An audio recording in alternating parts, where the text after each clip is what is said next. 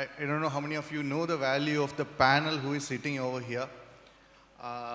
Value in the sense, അത് പണത്തിൻ്റെ value അല്ല, അത് എക്സ്പീരിയൻസിൻ്റെ വാല്യൂ ആണ്.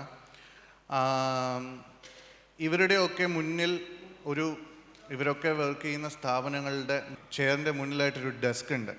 ആ ഡെസ്കിന് അപ്പുറം ഇത്രയും വർഷം, ഇത്രയും കാലം the number of entrepreneurs, the number of businessmen, the number of startups, and അമ്മാതിരി എത്ര പേരെ കണ്ട, അവരോട് സംസാരിച്ച ആ ഒരു experience. So we need to honor them with a huge round of applause.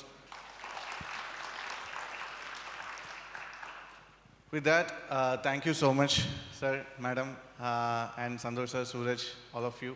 നമ്മൾ സംസാരിക്കാൻ പോകുന്നത് എന്താണ് എന്നുള്ളത് എല്ലാവർക്കും അറിയാവുന്ന കാര്യമാണ്. ഇൻവെസ്റ്റ്മെൻറ്റ്, ഫണ്ട്സ്, മണി, പണത്തെപ്പറ്റി നമ്മൾ കുറച്ച് മുന്നേ കേട്ടതാണ്, ബാങ്ക്സ് ഒക്കെ എത്രമാത്രമാണ് ചെയ്യുന്നതെന്ന്. And just to give you knowledge and information, നിങ്ങൾ സ്ക്രീനിൽ കാണും പോലെ sir Vipin Kumar sir, he's the CFO of all 3 IT parks. സാറാണ് എന്നോട് പറഞ്ഞത് കേരള IT പാർക്സ് എന്ന് പറഞ്ഞാൽ മതിയെന്ന്. അത് പറഞ്ഞു കഴിയുമ്പോൾ ആൾക്കാർക്ക് ഇത് എവിടെയുള്ള സ്ഥാപനമാണെന്ന് ആലോചിക്കുന്നുണ്ട്. അതുകൊണ്ട് എടുത്ത് തന്നെ പറയാറുണ്ട്, he's the CFO of Technopark, Infopark and Cyberpark. കേരളത്തിലെ 3 സൈബർ പാർക്കിൻ്റെ ചീഫ് ഫിനാൻഷ്യൽ ഓഫീസറാണ് ഈ ഇരിക്കുന്നത്. And to attain that situation, to attain, സർക്കാർ ഇത് എഴുതി കൊടുക്കണമല്ലോ ഇങ്ങനെ ഒരാളെവിടെ ഇരിക്കട്ടെ എന്ന്. അപ്പോൾ ആ ഒരു പൊസിഷനിലോട്ട് എത്താൻ അദ്ദേഹത്തിന് ആ ഒരു കൈവരിച്ച, അല്ലെങ്കിൽ അദ്ദേഹത്തിന് അങ്ങനെ ഒരു ഓറ കൊടുത്ത എക്സ്പീരിയൻസ്, അദ്ദേഹത്തിൻ്റെ ഒരു ജേർണി എന്താണെന്ന് നമുക്ക് അദ്ദേഹത്തോട് ചോദിക്കാം. ദ വെരി നെക്സ്റ്റ് ഈസ് ഞങ്ങളുടെ ഏറ്റവും പ്രിയങ്കരിയായ എന്ന് പറയേണ്ടി വരും, കാരണം വെറുതെ കണ്ടല്ല. The Rank Risers has been proudly funded by Kerala Financial Corporation. So madam, ഒരുപാട് നന്ദി. കേരള ഫിനാൻഷ്യൽ കോർപ്പറേഷൻ്റെ ഫണ്ട്സ്, അതിൻ്റെ സഹായത്തോടു കൂടിയാണ് ഞങ്ങൾ റാങ്ക് റൈസേഴ്സ് റൺ ചെയ്യാൻ ഞങ്ങളെ ഒരുപാട് സഹായിച്ചത്, ഇപ്പോഴും സഹായിച്ചുകൊണ്ടിരിക്കുന്നത്. അതിന് ഒരുപാട് സഹായങ്ങൾ ചെയ്തു തന്ന ആൾക്കാരാണ് ഇവർ രണ്ടുപേരും. And on the others, and എന്താ പറയുക, ദ ഇൻവെസ്റ്റേഴ്സ് അല്ലേ. ഇവിടെ നമുക്ക് ഈ ഒരു സെഷന് ശേഷം ഒരു pitching സെഷനുണ്ട്. we have selected 10 to 12 startups for coming over there and to pitch their ideas. The very first is the dynamic Suraj's Instagram handle ഒക്കെ നോക്കിയാൽ മതി. I cannot still believe that he's an investor, but he doesn't look like an investor, but he is. So that being said, Suraj and Santosh sir is heading ഒരു വളരെ വലിയ പൊസിഷനാണ് IBM head ചെയ്യുന്നത്. But he's also an angel investor with Malabar angel network. Welcome to Antharprerana. Thank you so much sir. എൻ്റെ ചോദ്യം start ചെയ്യുന്നത് sir ആദ്യം വിപിൻ സാറിനോട് തന്നെയാണ്. സാറിൻ്റെ ഒരു ജേർണി, ഈ ധനലക്ഷ്മി ബാങ്കിന് മുന്നേ ഉള്ള ജേർണി എനിക്കറിയില്ല. അവിടെ നിന്ന് തുടങ്ങി KFCയിലെത്തി, ദെൻ IT പാർക്സിൻ്റെ ജേർണിയിലെത്തി. ഒരുപാട് ഓൺട്രപ്രണേഴ്സിനെ കണ്ടിട്ടുണ്ട്. പണം ഒരുപാട് കടന്നു പോയിട്ടുള്ള, ഒപ്പിട്ട് കൊടുത്തിട്ടുള്ള കൈകളാണ്. ഇന്ന് ഈ ഫിനാൻഷ്യൽ ഇയർ എൻഡിലാണ് നമ്മൾ നിൽക്കുന്നത്. എന്നോട് വിപിൻ സാർ പറഞ്ഞത്, ഞങ്ങൾ ആ 3 ദിവസം സെക്രട്ടേറിയറ്റിൽ കിടന്ന് ഉറങ്ങേണ്ട അവസ്ഥയാണ്, അത്രയ്ക്ക് ഫയലുകൾ പാസ്സാക്കിയിട്ടുണ്ട്, അതിൽ ഒരുപാട് ഫണ്ടുകൾ ലാപ്സായി പോകും. ഇത്രയും നാളത്തെ ഈ ഒരു കരിയറിൽ സാറ് ഒരുപാട് ഓൺട്രപ്രണേഴ്സിനെ കണ്ടിട്ടുണ്ടല്ലോ. തിരുവനന്തപുരത്തെയും തീർച്ചയായിട്ടും അങ്ങ് ഇവിടെ ഒരുപാട് നാളുള്ളതുണ്ട്. എന്താണ് സാർ ഇവിടെ ഒരു തിരുവനന്തപുരത്തെ ഒരു ഓൺട്രപ്രണർഷിപ്പ് എക്കോസിസ്റ്റം എന്നുള്ളതിനെ പറ്റി സാറിന് പറയാനായിട്ടുള്ളത്? Thank you. ആദ്യം ഞാൻ താങ്ക്സ് പറയട്ടെ ഇങ്ങനൊരു ഇവൻറ്റിലേക്ക് എന്നെ വിളിച്ചതിന്. ഞാൻ എൻ്റെ കരിയർ സ്റ്റാർട്ട് ചെയ്തത് CAക്ക് പഠിക്കുന്ന സമയത്താണ്. ആക്ച്വലി ഒരു CA ഇൻ്റർമീഡിയറ്റ് കഴിഞ്ഞിട്ട് ഞാൻ ഇൻഡസ്ഇൻഡ് ബാങ്കിലാണ് ആദ്യം ജോയിൻ ചെയ്യുന്നത്. അപ്പോൾ അവിടെ ഒരു മാർക്കറ്റിംഗ് എക്സിക്യൂട്ടീവായിട്ടാണ് ഞാൻ ജോയിൻ ചെയ്തത്. ലോൺ പ്രോഡക്ട്സ് മാർക്കറ്റ് ചെയ്യുക എന്നായിരുന്നു എൻ്റെ അന്നത്തെ ജോലി. അപ്പോൾ അവിടെ ഞാൻ കണ്ടത് ആക്ച്വലി ലോൺ മാർക്കറ്റ് ചെയ്യാൻ എളുപ്പമാണെന്ന്, കാര്യം പൈസ അങ്ങോട്ട് കൊടുക്കുന്ന പരിപാടിയാണല്ലോ. സോ അത് വളരെ ഈസി ആണെന്നാണ് ഞാൻ വിചാരിച്ചത്. പക്ഷേ നമ്മൾ ബാങ്കിലിരുന്നിട്ട് ലോൺ മാർക്കറ്റ് ചെയ്യുമ്പോൾ അത് വളരെ ഡിഫിക്കൽട്ടാണ്. കാര്യം ഈ അന്നത്തെ ഒരു സിസ്റ്റം, ഇപ്പോൾ വെർട്ടിക്കൽ സിസ്റ്റം ആണ്, ലോൺ വേറെ വെർട്ടിക്കലാണ്, ബാങ്കിങ് വേറെ വെർട്ടിക്കലാണ് ബാങ്ക്സിൽ. പക്ഷെ അന്ന് ഇതെല്ലാം ഒരു ബ്രാഞ്ച് മാനേജറാണ് ഹാൻഡിൽ ചെയ്യുന്നത്. അപ്പം ലോൺ കൊടുക്കുന്ന ആളിൻ്റെ ഉത്തരവാദിത്വമാണ് അത് തിരിച്ച് പിടിക്കുന്നത്. കിട്ടുക എന്നുള്ളത്. അപ്പോഴാണ് ഈ ലോൺ കൊടുക്കുന്നതിൻ്റെ ഡിഫിക്കൽട്ടി കൂടുന്നത്. നമ്മൾ ആ കറക്റ്റ് തിരിച്ച് കിട്ടും എന്ന് ഉറപ്പുള്ള ആളെ കണ്ടുപിടിക്കുക, ലോൺ കൊടുക്കുക എന്ന് പറയുന്നത്. കൊടുത്താൽ മാത്രം പോലെ തിരിച്ച് എടുക്കുകയും വേണം. അതെല്ലാം ചേർത്തിട്ടാണ് നമ്മുടെ ആ റാങ്കിങ് ഒക്കെ വരിക. അതനുസരിച്ചാണ് നമ്മുടെ പ്രൊമോഷൻ, ഇൻസെൻറ്റീവ് ഇതെല്ലാം കിട്ടുക. അപ്പം അന്ന് ഈ മാർക്കറ്റിംഗ് സെലക്ട് ചെയ്തപ്പോൾ എനിക്ക് ഉണ്ടായ ഒരു അഡ്വാൻറ്റേജ്, എസ്പെഷ്യലി ബാങ്കിങ് സെലക്ട് ചെയ്തതുകൊണ്ടുള്ള അഡ്വാൻറ്റേജ് എന്ന് പറയുന്നത്, നമുക്ക് എല്ലാ ബിസിനസ്സിലേക്കും ഒരു എക്സ്പോഷർ കിട്ടി. ഫ്രം ചെറിയ ഒരു റീറ്റെയിലർ അല്ലെങ്കിൽ ഒരു മീഡിയം സ്കെയിൽ മാനുഫാക്ചറിങ് യൂണിറ്റ്. ഞാൻ പാലക്കാടായിരുന്നു. അപ്പോൾ Palakkad is famous for manufacturing business. അവിടെ ഒരുപാട് മാനുഫാക്ചറിങ് കമ്പനീസ് ഉണ്ട്, കോയമ്പത്തൂർ അടുത്ത് കിടക്കുന്നു, സ്റ്റീൽ കമ്പനീസ് ഉണ്ട്. അപ്പോൾ ലാർജ് സ്കെയിൽ കമ്പനീസിലും ഇങ്ങനെ നമുക്കൊരു വലിയ എക്സ്പോഷർ കിട്ടി. ആൻഡ് നമ്മൾ ലോൺ കൊടുക്കുന്ന ആളിനോട് എൻ്റർപ്രണേഴ്സ് അവരുടെ റിയൽ സ്റ്റോറി പറയും. ഒരു ഇൻകം ടാക്സ് ഓഫീസിലോ അല്ലെങ്കിൽ അവരോടോ പറയാത്ത കാര്യങ്ങൾ പറയും. ആക്ച്വലി എനിക്ക് ലോൺ വേണ്ടത് ഇന്ന ആവശ്യങ്ങളുണ്ട്, ഇത് മാത്രമല്ല. അപ്പോൾ അങ്ങനെ ഒരു സ്റ്റോറിയും കൂടി നമുക്ക് കേൾക്കാൻ പറ്റുമ്പം ആക്ച്വലി നമ്മൾ ഒരു പിന്നെ അത് കഴിഞ്ഞിട്ട് ഈ ഇൻഡസിൻഡ് ബാങ്ക് കഴിഞ്ഞിട്ട് ഞാൻ ധനലക്ഷ്മി ബാങ്കിലേക്ക് ജോയിൻ ചെയ്തു. അപ്പോഴേക്കും എൻ്റെ CA ഒക്കെ കംപ്ലീറ്റ് ആയി. അവിടെ ഞാൻ ആദ്യം ലാർജ് കോർപ്പറേറ്റ്സിലാണ് വന്നത്. അപ്പോൾ അവിടെ എനിക്ക് അന്നാണ് ഈ ടാറ്റ ഡോകോമോ ലോഞ്ച് ചെയ്യുന്ന സമയത്താണ് ഞാൻ അവിടെ ഉള്ളത്. അപ്പോൾ അതിൻ്റെ ഫസ്റ്റ് ലോൺ പ്രപ്പോസൽ ഇവിടെയാണ് വരുന്നത്. ധനലക്ഷ്മി ബാങ്കിൻ്റെ കോർപ്പറേറ്റ് വിങ് ആണ് അത് ഫസ്റ്റ് ഫണ്ട് ചെയ്യുന്നത്. ഒരു കൺസോർഷ്യം ഫണ്ടിങ് ആയിരുന്നു, എസ്പെഷ്യലി മറ്റ് ബാങ്കേഴ്സും ഉണ്ടായിരുന്നു. അപ്പം അങ്ങനത്തെ ലാർജ് പ്രോജക്ട്സിലോട്ട് വരുമ്പോൾ അതൊരു വലിയ എക്സ്പോഷറായിരുന്നു. അതുപോലെ ജിൻഡാൽ സ്റ്റീൽസ്, ഹീറോ ഹോണ്ട ഫിൻലീസ്, ഇങ്ങനത്തെ വലിയ കമ്പനീസിൻ്റെ അറൗണ്ട് 10,000 crore ലോൺ പ്രപ്പോസൽ അല്ലെങ്കിൽ 15,000 crore ലോൺ പ്രപ്പോസൽ, ഇങ്ങനെ വലിയ പ്രപ്പോസലിലേക്കൊക്കെ എക്സ്പോഷർ കിട്ടി. അപ്പം ഞാൻ ആ പാലക്കാട് ചെറിയ ട്രേഡേഴ്സിന് ലോൺ കൊടുത്ത അവിടെ നിന്നും ജിൻഡാൽ സ്റ്റീൽസിൻ്റെയും ടാറ്റ ഡോകോമോയുടെയും ഈ 10,000 എക്സ്പോഷർ, അപ്പോൾ ഇതൊരു വലിയ സ്കെയിലാണ്. ഇതിൻ്റെ ഇടയ്ക്ക് നമുക്ക് ഇത്രയും എക്സ്പോഷർ കിട്ടിയത് അതൊരു ബാങ്കിങ്ങിൽ കരിയർ സ്റ്റാർട്ട് ചെയ്തതുകൊണ്ടാണ്. അപ്പോൾ കുറേ ബിസിനസ്സുകൾ പഠിക്കാൻ പറ്റി, എങ്ങനെയാണ് ചെറിയ മോഡൽ ബിസിനസ് വർക്ക് ചെയ്യുന്നത്, അത് ലാർജ് സ്കെയിലിലോട്ട് വരുമ്പോൾ ആ ബിസിനസ് മോഡൽ എങ്ങനെയാണ് മാറുന്നത്, ഇങ്ങനെ ഈ ഒരു വേരിയൻസ് നന്നായിട്ട് പഠിക്കാൻ ഈ ബാങ്കിങ് കരിയർ നല്ലൊരു എക്സ്പോഷർ കിട്ടി. അത് കഴിഞ്ഞിട്ടാണ് ഞാൻ KFCയിലേക്ക് വരുന്നത്. KFCയിലേക്ക് വരുമ്പോൾ നമ്മുടെ എക്കോസിസ്റ്റത്തിൽ വന്ന ഒരു ചേഞ്ച് എന്ന് പറയുന്നത്, അപ്പം ഞാൻ പറയുന്നപ്പോൾ ഒരു 90s 80s നമ്മുടെ ഒരു ഗവൺമെൻറ്റിൻ്റെ ഒരു അപ്രോച്ച് എന്ന് പറയുന്നത് അവരൊരു റെഗുലേറ്റർ മോഡലാണ്. അവർ ബിസിനസ്സിനെ റെഗുലേറ്റ് ചെയ്യുക എന്നുള്ളതാണ്. അവരൊരു ഫ്രെയിം ഉണ്ടാക്കുക, ഈ ഫ്രെയിമിനുള്ളിൽ നിന്ന് വേണം ഈ ബിസിനസ് വർക്ക് ചെയ്യാൻ, അങ്ങനെ കുറച്ച് കണ്ടീഷൻസ് കൊണ്ടുവരും. ഈ ഒരു മോഡലിലാണ് നമ്മുടെ 80s 90s ഉള്ള ഗവൺമെൻറ് ആണെങ്കിലും ബാങ്ക്സ് ലെൻഡ് ചെയ്യുമ്പോഴൊക്കെ അവരുടെ ഒരു അപ്രോച്ച് അതാണ്. പക്ഷേ ഗ്രാജുവലി ഇപ്പം എന്ത് ഉണ്ടായി എന്ന് വെച്ചാൽ ഈ ഒരു റെഗുലേറ്റർ എന്നുള്ള മോഡലിൽ നിന്ന് ബാങ്ക്സും ഗവൺമെൻറ്സും മാറിയിട്ട് ഒരു ഫെസിലിറ്റേറ്റർ എന്നുള്ള മോഡലിലേക്ക് മാറി. അപ്പം അതാണ് ഞാൻ ഈ KFCയിലോട്ടും പിന്നെ അനിമൽ ഹസ്ബൻഡറിയുടെ ഒരു പ്രോജക്റ്റിലുണ്ടായിരുന്നു. അത് കഴിഞ്ഞിട്ടാണ് ഇപ്പോൾ ടെക്നോ പാർക്കിലേക്ക് വന്നത്. അപ്പോൾ ഇവിടെയെല്ലാം ഞാൻ കാണുന്നത് ആ ഒരു ഗവൺമെൻറ് ഒരു എക്കോസിസ്റ്റം എനേബിളറായിട്ട് മാറുന്നതാണ്. മനസ്സിലായി. അപ്പം അവിടെ ഇപ്പം ആ ഒരു എക്കോസിസ്റ്റം എനേബിളർ എങ്ങനെയാവുന്നു എന്ന് വെച്ചാൽ, ഇപ്പം നേരത്തെ നമ്മൾ കണ്ടു സ്റ്റാർട്ടപ്പ് മിഷൻ. അപ്പോൾ അവർ സ്റ്റാർട്ടപ്സിനെ എങ്ങനെ അത് ഇൻക്യുബേറ്റ് ചെയ്യാൻ വേണ്ട അഡ്വൈസസ് കൊടുക്കുന്നു, അതിന് വേണ്ട ഇൻഫ്രാസ്ട്രക്ചർ കൊടുക്കുന്നു. KFC ബാങ്ക്സ് ഫണ്ട് ചെയ്യാത്ത, എസ്പെഷ്യലി ബാങ്ക്സ് പുതിയ എൻ്റർപ്രൈസിനെ ഫണ്ട് ചെയ്യില്ല എന്നല്ല, കുറച്ചുകൂടെ റിലക്റ്റൻ്റ് ആണ്. പക്ഷേ KFC ആണ് അവിടെ ഇപ്പോൾ ഒരു ഗ്രീൻഫീൽഡ് പ്രോജക്റ്റ് ഫണ്ട് ചെയ്യുന്നതും, അല്ലെങ്കിൽ ഒരു ഐഡിയ, നിങ്ങളുടെ പേപ്പറിലുള്ള ഒരു ഐഡിയ അതിനെ റിയൽ വേൾഡിലേക്ക് കൊണ്ടുവരാൻ വേണ്ടിയിട്ടുള്ള ഫണ്ടിങ് ചെയ്യാനും. അപ്പം അങ്ങനെ ഒരു മോഡലിലേക്ക് മാറിയിട്ടുണ്ട്.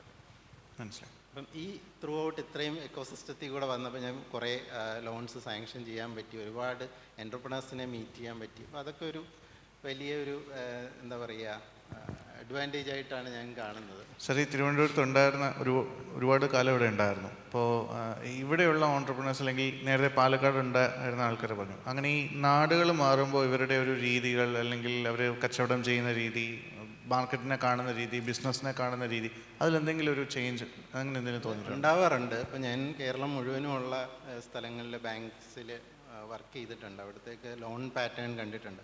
അപ്പോൾ ഈ നമ്മുടെ കേരളത്തിൽ ഓരോ സ്ഥലത്തും ഓരോ ടൈപ്പ് ഓഫ് ബിസിനസ് ഉണ്ട്. ഇപ്പോൾ കൊല്ലം കാഷ്യൂ അതുമായിട്ട് ബന്ധപ്പെട്ടിട്ട് ഇപ്പോൾ ആലപ്പുഴ ട്രിവാൻഡ്രത്തിൻ്റെ കുറേ ഭാഗത്തൊക്കെ കയറ് അങ്ങനെ ഒരു ബിസിനസ്. പിന്നെ എറണാകുളത്തോട്ട് പോയി കഴിഞ്ഞാൽ ഒരു മിക്സ് ഓഫ് ഓൾ ഉണ്ട്, ട്രേഡിങ് ബിസിനസ്സും കുറച്ച് എക്സ്പോർട്ട് ഓറിയൻറ്റഡ് അങ്ങനത്തെ കുറച്ച് കാര്യങ്ങളും. പിന്നെ തൃശ്ശൂരോട്ട് പോയി കഴിഞ്ഞാൽ ഗോൾഡ് ഫണ്ടിങ് അങ്ങനെ അങ്ങനെ ഇങ്ങനെ ഓരോ സ്ഥലത്തും ഒരു ബിസിനസ്സിനൊരു പാറ്റേൺ ഉണ്ട്. പക്ഷേ ഈ IT വന്നപ്പോൾ ഇത് മാറി. എവിടെയും എന്ത് ബിസിനസ്സും ചെയ്യാമെന്നായി. നമുക്കിപ്പം ഓൺലൈൻ കൂടെ ഒരു മാർക്കറ്റിംഗ് പ്ലാറ്റ്ഫോം അല്ലെങ്കിൽ ഫണ്ട് റൈസ് ചെയ്യാനുള്ള ഇതെല്ലാം നമുക്ക് എല്ലാവർക്കും ആക്സസബിളായി. ഒരു ചേഞ്ച് വന്നു ബിസിനസ് മോഡലിൽ. പിന്നെ നമുക്കിപ്പോൾ ട്രിവാൻഡ്രത്തിനെ പറ്റി പറയുകയാണെങ്കിൽ ശരിക്കും എനിക്കിപ്പോൾ ട്രിവാൻഡ്രത്തെ പാർക്കും കൊച്ചിയിലെ പാർക്കും കോഴിക്കോട് പാർക്കൊക്കെ ചാർജ് ഉണ്ട്. അപ്പം ഇതിലേതാണ് നല്ലതെന്ന് എന്നോട് ചോദിച്ചാൽ ഞാൻ ഉത്തരം പറഞ്ഞാൽ ബാക്കിയുള്ളവരോട് എനിക്കിത് ചെയ്യേണ്ടി വരും. സോ എന്നാലും ഞാൻ ട്രിവാൻഡ്രത്തിൻ്റെ അഡ്വാൻറ്റേജസ് പറയാം. ട്രിവാൻഡ്രത്ത് ഒരു എൻട്രപ്രണർ എന്ന നിലയ്ക്ക് നിങ്ങൾക്ക് കിട്ടുന്ന അഡ്വാൻറ്റേജസ് എന്തൊക്കെയാണെന്ന് വെച്ചാൽ, ബാക്കി ട്രഡീഷണൽ ബിസിനസ്സിൻ്റെ കാര്യമൊക്കെ ഞാൻ ഇവിടെ ബാക്കി കഴിഞ്ഞ പാനലിലൊക്കെ അവർ പറഞ്ഞു. ഇനി അവർ ടച്ച് ചെയ്യാത്ത 1-2 ഏരിയ പറയാം. ഒന്നെന്ന് പറയുന്നത് നേരത്തെ ആദിത്യ ആണെന്ന് തോന്നുന്നു പറഞ്ഞു, defence innovation zone KDIS government start ചെയ്യുന്നു. ഇത് എന്തുകൊണ്ടാണെന്ന് വെച്ചാൽ നമ്മുടെ ആർമിയുടെ എല്ലാ വിങ്ങും ട്രിവാൻഡ്രത്തുണ്ട്. നേവൽ വിങ് ഉണ്ട്, സദേൺ എയർ കമാൻഡ് ഉണ്ട്, നമുക്ക് പാങ്ങോട് മിലിറ്ററി ക്യാമ്പുണ്ട്. ഈ വിങ് ഇവർക്കൊക്കെ വേണ്ട എക്യുപ്മെൻറ്റ്സ് മാനുഫാക്ചർ ചെയ്യാനും അതിനെ സപ്പോർട്ട് ചെയ്യാനും ഒക്കെ ഇവിടെ സ്റ്റാർട്ടപ്സിന് ആവശ്യമുണ്ട്. അതൊരു വലിയ ഓപ്പർച്യൂണിറ്റിയാണ്. ഇപ്പോൾ തന്നെ എനിക്ക് ടെക്നോ പാർക്കിൽ അറിയാം, ഒരുപാട് കമ്പനീസ് ഉണ്ട് ഈ മെഷീൻ ഡിസൈനിങ്ങിലും അല്ലെങ്കിൽ അങ്ങനത്തെ IT റിലേറ്റഡ് ആക്ടിവിറ്റീസ് ചെയ്യുന്നുണ്ട്. അതെല്ലാം ഈ നമ്മുടെ ഡിഫെൻസുമായിട്ട് റിലേറ്റഡ് ആയിട്ടുള്ള ഒന്നാണ്. അത് ഒരു ഏരിയ. പിന്നീടുള്ളതെന്ന് പറഞ്ഞാൽ സ്പേസ് റിലേറ്റഡ് ഏരിയ. ഇപ്പം നമുക്കിവിടെ ISRO ഉണ്ട്, ബ്രഹ്മോസ് ഉണ്ട്, ഇങ്ങനെ ഒരുപാട് പ്രോജക്ട്സ് ട്രിവാൻഡ്രത്തുണ്ട്. ഇതിനെ സപ്പോർട്ട് ചെയ്യുന്ന IT യൂണിറ്റുകൾ നമുക്ക് ആവശ്യമുണ്ട്. അപ്പം അതിന് വേണ്ടിയിട്ടാണ് കേരള സ്പേസ് പാർക്ക് ടെക്നോ പാർക്കിൻ്റെ ഫേസ് 4 വരുന്നുണ്ട്. അപ്പോൾ അവിടെ ഇൻക്യുബേറ്റ് ചെയ്യുന്നത് അതിൽ റിലേറ്റ് ചെയ്തിട്ടുള്ള സ്റ്റാർട്ടപ്സിനെ നമുക്ക് അവിടെ അക്കോമഡേറ്റ് ചെയ്യാൻ വേണ്ടിയിട്ടാണ് ആ ഫെസിലിറ്റി അവിടെ വരുന്നത്. അതുപോലെ തന്നെ നമുക്ക് എല്ലാവർക്കും അറിയാം, നമ്മുടെ വിഴിഞ്ഞം പോർട്ട് വന്നു. ഇപ്പം ലോജിസ്റ്റിക്സ് റിലേറ്റഡ് ആയിട്ടുള്ള സ്റ്റാർട്ടപ്സ് അതിനൊക്കെ ഒരുപാട് ഓപ്പർച്യൂണിറ്റി വന്നു. അപ്പം ഇതിൻ്റെ ഒരു ചെറിയ നേരത്തെ പറഞ്ഞവർ പറയാതെ പോയ 1-2 ഏരിയ ഞാൻ പറഞ്ഞു എന്നേ ഉള്ളൂ. അപ്പം മൊത്തത്തിൽ നോക്കുമ്പോൾ ഒരു വലിയ എന്താ പറയുക സപ്പോർട്ട്, ഒരു ഇൻക്യുബേഷൻ ഫെസിലിറ്റി ഇവിടെ ഉണ്ട്. എന്ത് ടൈപ്പ് ഓഫ് സ്റ്റാർട്ടപ്സിന് വേണമെങ്കിലും ഫ്രൂട്ട്ഫുൾ ആയിട്ട് ഇവിടെ വളരാൻ വേണ്ട ഒരു എക്കോസിസ്റ്റം ഇവിടെ ഉണ്ട്. നാടതിന് ഒരിക്കലും ഒരു തടസ്സമാകില്ല എന്നുള്ളത് വളരെ ക്ലിയർ ആണ് സാർ പറഞ്ഞതല്ല. Thank you so much sir. Over to ma'am. Rajalakshmi madam Kerala financial കോർപ്പറേഷൻ്റെ ഡെപ്യൂട്ടി മാനേജറായിട്ട് ഇപ്പോൾ വർക്ക് ചെയ്യുകയാണ്. മാം എത്ര വർഷമായി കേരള ഫിനാൻഷ്യൽ കോർപ്പറേഷനിൽ? താങ്ക് യു അച്ഛൻ. ഞാൻ ഏതാണ്ട് ഒരു 16-17 വർഷമായിട്ട് KFCയിൽ വയ്ക്കുന്നു. മാം, ഞാൻ സ്ഥിരം മാഡത്തിൻ്റെ ടേബിളിൽ ചെല്ലുമ്പോഴത്തേക്കും ഇത്ര പേപ്പർ ഉണ്ടാവും.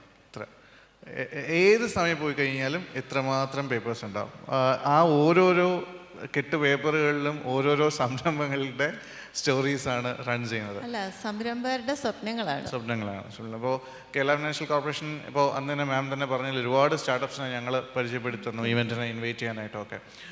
ഇത്രയും നാൾ അത് ഏറ്റവും കൂടുതൽ ഇവിടെ തിരുവനന്തപുരത്തുള്ളതുകൊണ്ട് നമുക്ക് യൂണിറ്റുകൾ ഇവിടെയുണ്ട്, കൊച്ചിയിലുണ്ട്. സ്റ്റാർട്ടപ്സ് ഇവിടെ മാത്രമല്ല, ടെക്നോ പാർക്സിൻ്റെ അകത്ത് മാത്രമല്ല, രജിസ്റ്റേർഡ് ആയിട്ടുള്ള എല്ലാ കാര്യങ്ങളും സ്റ്റാർട്ടപ്സ് നമുക്ക് ചെയ്യാം. തിരുവനന്തപുരത്തെ ഓൺട്രപ്രണേഴ്സ് അല്ലെങ്കിൽ ഇവിടുത്തെ ഒരു എക്കോസിസ്റ്റം KFC ഒരുപാട് നല്ല രീതിയിൽ സപ്പോർട്ടുണ്ട്, ഇൻക്ലൂഡിങ് ആസ്. മാഡം, ഇത്രയും നാളുള്ള ഈ ഒരു ജേർണിയിൽ ഈ തിരുവനന്തപുരത്തെ ഒരു ഓൺട്രപ്രണർഷിപ്പിനെ പറ്റിയും ഈ ഒരു ഓൺട്രപ്രണേഴ്സിനെ പറ്റിയും എന്ത് തരത്തിലുള്ള കൂടുതൽ ഓൺട്രപ്രണേഴ്സാണ് ലോണിനായിട്ട് നിങ്ങൾ അപ്രോച്ച് ചെയ്യുന്നത്? അവരുടെ ഒരു ബിസിനസ് രീതികൾ എന്തൊക്കെയാണ്? എത്രമാത്രം സക്സസ്ഫുള്ളായി വരാറുണ്ട്? തിരുവനന്തപുരത്ത് എനിക്ക് തോന്നുന്നു സക്സസ്ഫുള്ളായിട്ട് വരുന്ന പ്രപ്പോസൽസ് ഒരുപാട് കൂടുതലാണ്. കാരണം ഞാൻ കാണുന്നത് പലപ്പോഴും ഇവിടെ വരുന്ന ആൾക്കാർ നമ്മുടെ ഫസ്റ്റ് അപ്രോച്ച് ചെയ്യുമ്പോഴത്തേക്ക് തന്നെ അവർക്കൊരു ഐഡിയ ഉണ്ടാവും, ഒരു ലൈൻ ഉണ്ടാവും എന്താ നമുക്ക് ചെയ്യാനുള്ളത്. പിന്നെ അവരതിനകത്ത് വർക്ക് ചെയ്യാൻ എത്ര ഹാർഡ് വർക്ക് ചെയ്തിട്ടാണെങ്കിലും അവർ ഐഡിയ ഡെവലപ്പ് ചെയ്ത് ഒരു സക്സസ്ഫുൾ പ്രോഡക്റ്റിലോട്ട് എത്തിക്കുന്നുണ്ട്. അത് മറ്റുള്ള സ്ഥലത്തെക്കാളും എനിക്ക് തോന്നുന്നു തിരുവനന്തപുരത്ത് ഞാനിപ്പോൾ അടുത്ത കാലത്തായിട്ട് ഒരുപാട് കാണുന്നുണ്ട്. അപ്പോൾ അത് തന്നെയാണ് ഏറ്റവും സക്സസ്ഫുൾ ആവുന്നതിൻ്റെ പ്രധാന കാരണം. ഇപ്പം നമുക്ക് ഫെയിലിയർ ആവുന്ന പ്രോജക്ട്സ് വളരെ കുറവാണ്. പിന്നെ വേറൊരു കാര്യം എന്ന് വെച്ച് കഴിഞ്ഞാൽ നമ്മൾ എത്രയൊക്കെ നോക്കിക്കഴിഞ്ഞാലും ചില പ്രോജക്ട്സിൽ അൺഎക്സ്പെക്റ്റഡ് ആയിട്ടുള്ള ഇഷ്യൂസ് ഉണ്ടാകാറുണ്ട്. പക്ഷേ റീസെൻ്റ്ലി അതും വളരെ കുറവാണ്. For all of your kind information, Kerala സംസ്ഥാനത്ത് നമുക്ക് ഒരു SME ലോൺ വേണം. പ്ലീസ് ഈ ഒരു ചോദ്യത്തിന് നിങ്ങൾ എന്തായാലും ഉത്തരം പറയണം. നമുക്കിവിടെ ഒരു ലോൺ കിട്ടണം എന്നുണ്ടെങ്കിൽ കൊടുക്കേണ്ട ഒരു പലിശ, അതായത് ഇൻട്രസ്റ്റിൻ്റെ റേഞ്ച് എന്താണ് എന്നുള്ളത് ആർക്കെങ്കിലും ഒന്ന് പറയാമോ? സാധാരണ ഇൻട്രസ്റ്റിന് കൊടുക്കുന്ന റേഞ്ച്, SME ലോൺസിന്, ബിസിനസ് ലോൺസിന് കിട്ടുന്ന റേഞ്ച് എന്താണ്? എന്ത് റേഞ്ചിലാണ് ബാങ്ക്സ് അല്ലെങ്കിൽ ഇൻസ്റ്റിറ്റ്യൂഷൻസ് ലോൺ തരുന്നത്? 10? ആരും ലോൺ എടുക്കാത്ത ആൾക്കാരാണോ? എത്ര? 40? 24? Only 4? 4? Okay, 10? I heard 12. 6? നമുക്ക് പല നമ്പേഴ്സ് കിട്ടുന്നുണ്ട്. കേരള സംസ്ഥാനത്ത് 5% പലിശയ്ക്ക് ലോൺ കൊടുക്കുന്ന ഒരു സ്ഥാപനമാണ് Kerala Financial corporation. They have a wonderful plan called CMEDP, Chief Minister's Entrepreneurship Development Program. 2 CR വരെ അതിൽ ലോൺ കൊടുക്കുന്നുണ്ട്. മാം, ആ പ്രോഗ്രാമിനെ പറ്റി ഒന്ന് പറയാം. നമ്മുടെ ഈ സ്കീമിനകത്ത് നമുക്ക് ട്രേഡിംഗ് ഒഴിച്ചിട്ടുള്ള സർവീസ്, മാനുഫാക്ചറിങ് സെക്ടേഴ്സിലുള്ള യൂണിറ്റ്സിനാണ് ഫണ്ട് ചെയ്യാൻ പറ്റുന്നത്. ഇത് നമുക്ക് 5 ലക്ഷം മുതൽ 2 കോടി വരെ നമുക്ക് ഈ സ്കീമിൽ ഫണ്ട് ചെയ്യാം. അതായത് നിങ്ങളുടെ പ്രോജക്റ്റ് കോസ്റ്റിൻ്റെ മാക്സിമം 90% വരെ നിങ്ങൾക്ക് ഈ നെറ്റ് ഇൻട്രസ്റ്റ് റേറ്റ് 5 എന്നുള്ള രീതിയിൽ കിട്ടും. പിന്നെ നിങ്ങളൊരു നോർക്കയിൽ രജിസ്റ്റർ ചെയ്തിട്ടുള്ള ഒരു റിട്ടേണി ആണ്, NRK ആണെന്നുണ്ടെങ്കിൽ അവരുടെ ഒരു അഡീഷണൽ സബ്സിഡി ഉണ്ട്. അപ്പോൾ ഇത് 5-ൽ നിന്ന് വീണ്ടും 2% കുറയും. അപ്പോൾ അതാണ് നമ്മുടെ നെറ്റ് ഇൻട്രസ്റ്റ് റേറ്റ്. ഇത് പലർക്കും അറിയാത്തൊരു കാര്യമാണ്. ഞങ്ങൾ പോയി പറയുമ്പോൾ വളരെ സർപ്രൈസ്ഡാണ്. പക്ഷെ ഞങ്ങളിത് ഒരുപാട് മാർക്കറ്റ് ചെയ്യാതെ തന്നെ ഞങ്ങൾക്ക് മോർ ദാൻ ഇനഫ് പ്രപ്പോസൽസ് ഉണ്ട്. അതുകൊണ്ട് ഞങ്ങൾ അങ്ങോട്ട് പോയി ക്യാമ്പയിൻസ് നടത്തുന്നത് കുറവാണ്. പിന്നെ ഞങ്ങൾ ഇൻവൈറ്റ് ചെയ്തെടുത്ത് ഞങ്ങൾ പോകാറുണ്ട്, പല സ്ഥലത്തും DICയുടെ പ്രോഗ്രാംസിൽ പോകാറുണ്ട്. പിന്നെ ഇത് ഞാൻ പറഞ്ഞത് കോമൺ ആയിട്ടുള്ള പ്രോഗ്രാമാണ്. പിന്നെ സ്റ്റാർട്ടപ്സിന് വേണ്ടി മാത്രം നമുക്ക് കുറച്ച് പ്രോജക്ട്സ് ഉണ്ട്. അതിനകത്ത് നിങ്ങൾക്ക് പ്രൊഡക്റ്റൈസേഷൻ, നിങ്ങൾക്കൊരു ഐഡിയ ഉണ്ടെങ്കിൽ അതിനെ പ്രൊഡക്റ്റ് ആക്കാൻ, പിന്നെ അതിനെ കമേഴ്സ്യൽ ഓപ്പറേഷന് വേണ്ടിയിട്ട്, പിന്നെ സ്കെയിലിംഗ് അപ്പ്, ഈ 3 കാര്യങ്ങൾക്കും നമുക്ക് സ്റ്റാർട്ടപ്പ് എന്ന് പറയുന്ന ഒരു സെപ്പറേറ്റ് സെല്ലിൻ്റെ അണ്ടറിൽ നമുക്ക് ലോൺസ് ഉണ്ട്. പിന്നെ അത് വിത്തൗട്ട് സെക്യൂരിറ്റിയാണ് വരുന്നത്. CGTMSE ഗ്യാരണ്ടി ഒക്കെയാണ് വരുന്നത്. പിന്നെ നിങ്ങളൊരു സ്റ്റാർട്ടപ്പാണ്, ആൾറെഡി എസ്റ്റാബ്ലിഷ് ചെയ്ത് കഴിഞ്ഞുവെങ്കിൽ നിങ്ങൾക്ക് പർച്ചേസ് ഓർഡേഴ്സ് ഫണ്ട് ചെയ്യാൻ വേണ്ടിയിട്ട് 10 കോടി വരെയും, പിന്നെ വെഞ്ചർ ഡെറ്റ് ഫണ്ടായിട്ട് വീണ്ടും ഒരു 10 കോടി വരെയും ലോൺ കൊടുക്കാനുള്ള സ്കീംസും നമുക്കുണ്ട്. മാഡം, ഇത് ഇവിടെ തിരുവനന്തപുരത്ത് എടുത്തേക്കുന്ന കമ്പനികളുണ്ട് അല്ലെങ്കിൽ ബിസിനസ് ഒരുപാടുണ്ട്. 10 കോടി രൂപ വരെയും ഫ്യൂച്ചർ ഈ അഗൈൻസ്റ്റ് ബിൽസ് അല്ലേ? ഒരുപാടുണ്ട്. So over to Suraj and Santhosh sir. So നമ്മൾ ഇത്രയും നേരം സംസാരിച്ചുകൊണ്ടിരുന്നത് ഡെറ്റിനെ പറ്റിയാണ്, ലോണിനെ പറ്റിയാണ് അല്ലേ? ഐ മീൻ ലോൺസിനെ പറ്റിയാണ്. Now we are going to talk about investments. ഇൻവെസ്റ്റ്മെൻറ്റ്സിനെ പറ്റി പറയാൻ തുടങ്ങിക്കഴിഞ്ഞാൽ ഞാൻ തന്നെ കൺഫ്യൂഷനാണ് ഇപ്പോൾ എവിടെ നിന്ന് തുടങ്ങി എവിടെ തീർക്കണമെന്ന്. കാരണം സാധാരണ ഒരു സ്റ്റാർട്ടപ്പ് തുടങ്ങി ഞാൻ ഒരുപാട് ഇൻവെസ്റ്റ്മെൻറ്റ്സിന് വേണ്ടിയിട്ട് ഓടിയിട്ടുണ്ട് കേട്ടോ. പക്ഷേ അതുകൊണ്ട് എനിക്ക് നന്നായിട്ട് അറിയാം എത്ര പെയിൻഫുള്ളാണ് ഒരു ഇൻവെസ്റ്റ്മെൻറ്റ് റൈസ് ചെയ്യുക എന്നുള്ളത്. Being N Angel investors, seed fund അല്ലെങ്കിൽ സീഡ് ലെവലിൽ ഗ്രോത്ത് സ്റ്റേജിൽ ഇൻവെസ്റ്റ് ചെയ്യുന്ന ഇൻവെസ്റ്റേഴ്സ് എന്നുള്ള നിലയ്ക്ക് എന്താണ് നിങ്ങൾ ഒരു സ്റ്റാർട്ടപ്പിൽ നിന്ന് പ്രതീക്ഷിക്കുന്നത്? എന്തായിരിക്കണം ഒരു ഇൻവെസ്റ്റബിൾ ആയിട്ടുള്ള ഒരു ബിസിനസ്സിൻ്റെ മാനദണ്ഡം? So first of all, I want to thank you, Rank Risers, for this amazing opportunity. So about the question, actually, personally, I am doing some kind of due diligence before investing in a startup. അപ്പോൾ ഞാൻ basically founders എത്രത്തോളം involve ആണെന്നാണ് ഒരു സ്റ്റാർട്ടപ്പിൽ നോക്കുന്നത്. ഇപ്പോൾ ideas നോക്കുകയാണെന്നുണ്ടെങ്കിൽ നമുക്കിടയിൽ ഒരുപാട് പേർക്ക് ഒരുപാട് റെവല്യൂഷണറി ഐഡിയാസ് ഉണ്ട്. But some people are there to just for exposure. ഇപ്പോൾ നമ്മൾ കോളേജിലൊക്കെ ഇവൻറ്റ്സിലൊക്കെ പോകുന്ന അല്ലെങ്കിൽ കോളേജിലുള്ള സ്റ്റുഡൻസിൻ്റെ സംസാരിക്കുന്ന സമയത്ത് they have some revolution ideas. പക്ഷേ ആ ഐഡിയാസ് ആ കോളേജിനകത്തുള്ള ഒരു കോളേജ് പ്രോജക്റ്റായിട്ട് ഒതുങ്ങുന്നതല്ലാതെ റിയൽ പ്രോഡക്റ്റായിട്ട് മാർക്കറ്റിനകത്ത് എത്തുന്നില്ല. അപ്പോൾ ഒരു കമ്പനി സ്റ്റാർട്ട് ചെയ്യുന്ന സമയത്ത് അല്ലെങ്കിൽ ഒരു ബിസിനസ് തുടങ്ങുന്ന സമയത്ത് ഫൗണ്ടേഴ്സിൻ്റെ ഇൻവോൾവ്മെൻറ്റ് എത്രത്തോളം ഉണ്ടെന്നുള്ളതാണ് ഞാൻ ബേസിക്കലി നോക്കുന്നത്. ഇപ്പോൾ ഐഡിയാസിന് പുറമെ ഫൗണ്ടേഴ്സിൻ്റെ എഫിഷ്യൻസി ആൻഡ് ഫൗണ്ടേഴ്സിൻ്റെ കരിസ്മ നോക്കി ഇൻവെസ്റ്റ് ചെയ്തിട്ടുള്ള ഇൻവെസ്റ്റ്മെൻറ്റ്സാണ് ഞാൻ കൂടുതൽ ചെയ്തിട്ടുള്ളത്. ഒബിയസ്ലി നമ്മളൊരു സ്റ്റാർട്ടപ്പിൽ ഇൻവെസ്റ്റ് ചെയ്യുന്ന സമയത്ത് there will be A risk. ഇപ്പോൾ ഞാൻ ഇൻവെസ്റ്റ് ചെയ്തിട്ടുള്ള അറൗണ്ട് 20+ സ്റ്റാർട്ടപ്സിൽ എനിക്ക് അസ് ഓഫ് നോ എക്സിറ്റ് ചെയ്തിട്ടുള്ള വെറും 2 സ്റ്റാർട്ടപ്സിൽ നിന്നാണ്. I'm still holding some startup, some failed on the way. But failure എന്ന് പറയുന്നത് ഇതിൻ്റെ ഒരു പാർട്ടാണെന്നാണ് ഞാൻ പേഴ്സണലി കരുതുന്നത്. ഇപ്പോൾ I started my career as a sales guy. Okay, അവിടെ നിന്ന് സ്റ്റാർട്ട് ചെയ്തിട്ട് എൻ്റെ first business was a failure. I failed, I lost lot of money. But അവിടെ നിന്നിട്ട് we have to try rebuild. ഇപ്പോൾ ഒരു എൻ്റർപ്രീനർ ഫെയിലായി കഴിഞ്ഞാൽ ഓക്കെ, ഇപ്പോൾ US അല്ലെങ്കിൽ മറ്റൊരു കൺട്രിയിലോട്ട് നോക്കുകയാണെന്നുണ്ടെങ്കിൽ ഇഫ് എ എൻ്റർപ്രീനർ ഫെയിൽ, അവിടെ അവർക്കൊരു എക്സിറ്റ് പ്ലാൻ കിട്ടും. മേ ബി ഒരു അക്യൂസേഷൻ അല്ലെങ്കിൽ നെക്സ്റ്റ് കരിയർ പ്ലാൻ ചെയ്യാനുള്ള എന്തെങ്കിലും ഒരു ഓപ്പർച്യൂണിറ്റി അവിടെ അവൈലബിൾ ആണ്. But when it come to Kerala അങ്ങനെ ഒരു ഓപ്പർച്യൂണിറ്റി ഇവിടെ ഇല്ല. If a person fail business, society look him as a failure. അവർക്ക് നെക്സ്റ്റ് ഫ്യൂച്ചർ പ്ലാൻ അല്ലെങ്കിൽ അടുത്തെന്ത് ചെയ്യണമെന്നുള്ള ഒരു ആക്ഷൻ പ്ലാൻ അവരുടെ മുന്നിലില്ല. സോ ഞാൻ പേഴ്സണലി നോക്കുന്നതെന്ന് പറഞ്ഞു കഴിഞ്ഞാൽ ഇപ്പോൾ നമ്മളിപ്പോൾ ട്രിവാൻഡ്രം അല്ലെങ്കിൽ ഈ കൊല്ലം ഈ ഏരിയാസൊക്കെ ഫോക്കസ് ചെയ്യുന്ന സമയത്ത് ഒരുപാട് ട്രഡീഷണൽ ബിസിനസ്സസ്, ടെക്സ്റ്റൈൽ ഇതുപോലെ റിലേറ്റ് ചെയ്തിട്ട് ഒരുപാട് ട്രഡീഷണൽ ബിസിനസ്സസ് ഉണ്ട്. അപ്പോൾ ആ ബിസിനസ്സസ് അല്ലെങ്കിൽ അവരെപ്പോഴും ഫോക്കസ് ചെയ്തിരിക്കുന്നത് എന്ന് പറയുന്നത് ഡേ 1 to പ്രോഫിറ്റബിലിറ്റിയാണ്. ഓക്കെ, അപ്പോൾ സ്റ്റാർട്ടപ്പിൻ്റെ ഇതിലോട്ട് വരുന്ന സമയത്ത് ഒബിയസ്ലി ഡേ 1 പ്രോഫിറ്റബിലിറ്റി ഒരിക്കലും പോസിബിൾ അല്ല. If you are building A revolutionary product, നിങ്ങളൊരു എക്സിസ്റ്റിംഗ് മാർക്കറ്റിലല്ല എൻ്റർ ആവുന്നത്. നിങ്ങൾ നിങ്ങളുടേതായ ഒരു മാർക്കറ്റ് ബിൽഡ് ചെയ്യും, ആ മാർക്കറ്റിനെ പെനിട്രേറ്റ് ചെയ്യാനാണ് ശ്രമിക്കുന്നത്. അപ്പോൾ അങ്ങനെ വരുന്ന സമയത്ത് obviously you will lose money in the start.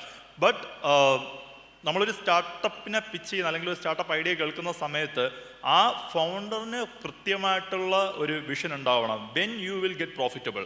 At the end money matter. നമ്മളിപ്പോൾ എത്ര ഫണ്ടിങ് കിട്ടി അല്ലെങ്കിൽ എത്ര റെവല്യൂഷണറി ഐഡിയ ഉണ്ടെങ്കിലും അറ്റ് ദ എൻഡ് അതിൽ നിന്ന് റവന്യൂ അല്ലെങ്കിൽ പ്രോഫിറ്റബിലിറ്റി എന്ന് പറയുന്നൊരു പാത്തിലേക്ക് എത്താൻ പറ്റിയില്ല എന്നുണ്ടെങ്കിൽ the idea will be fail.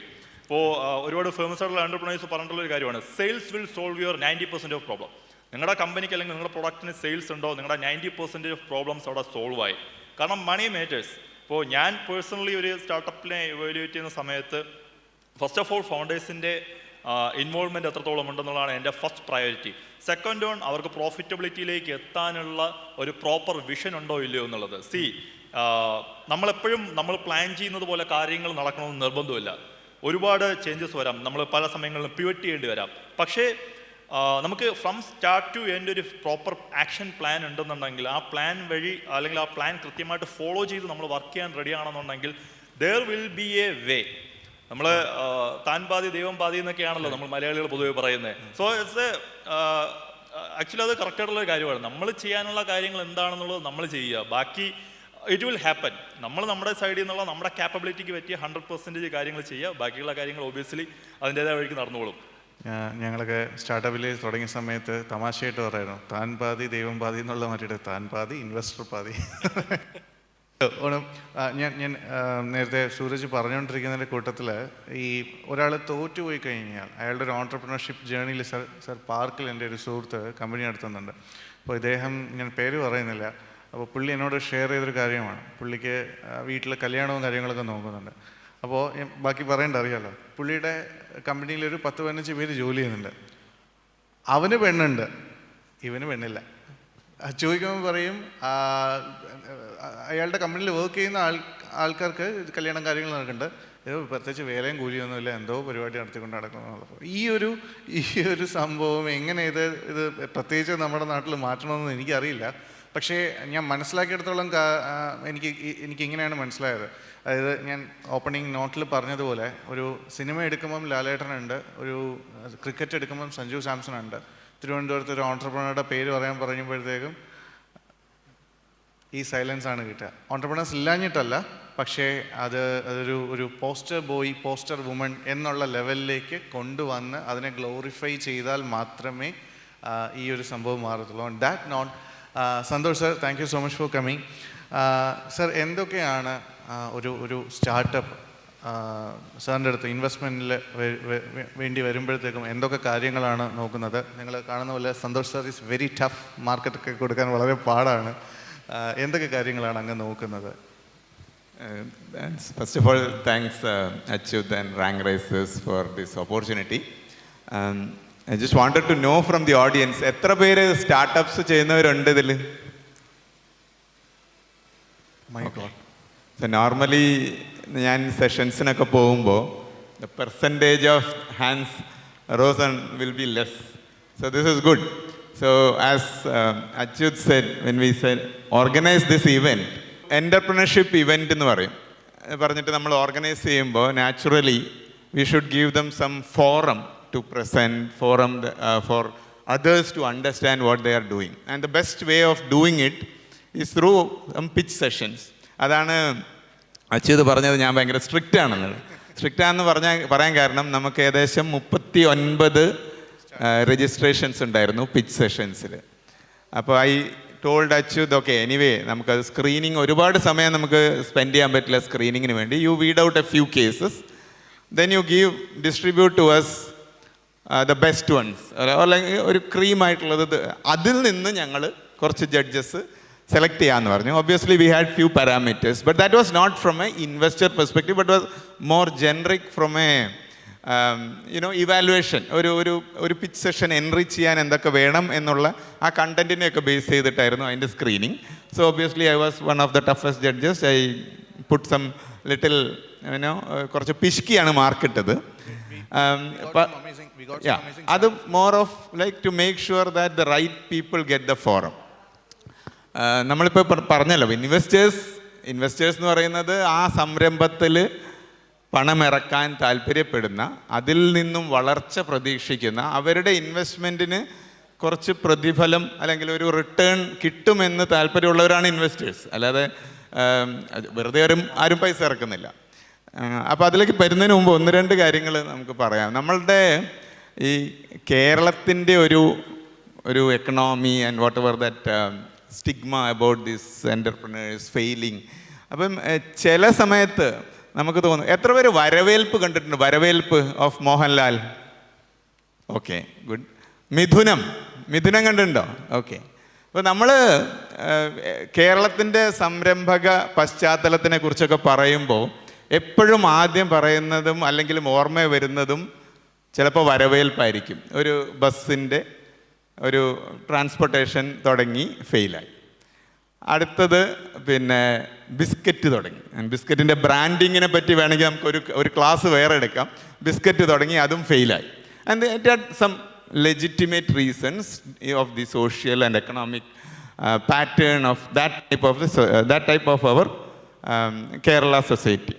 പക്ഷെ നമ്മൾ സത്യത്തിൽ പറഞ്ഞാൽ ഇത്രയും സംരംഭകർ ഇവിടെ കൈ പൊക്കിയത് കൊണ്ട് തന്നെ നമ്മൾ വരവേൽപ്പ് കാലത്തുനിന്നും മിഥുനം കാലത്തുനിന്നും ഒരുപാട് മുന്നോട്ട് വന്നു. അപ്പോൾ നമുക്ക് ഓരോരുത്തർക്കും അതിൽ അഭിമാനിക്കാം. ഓക്കെ,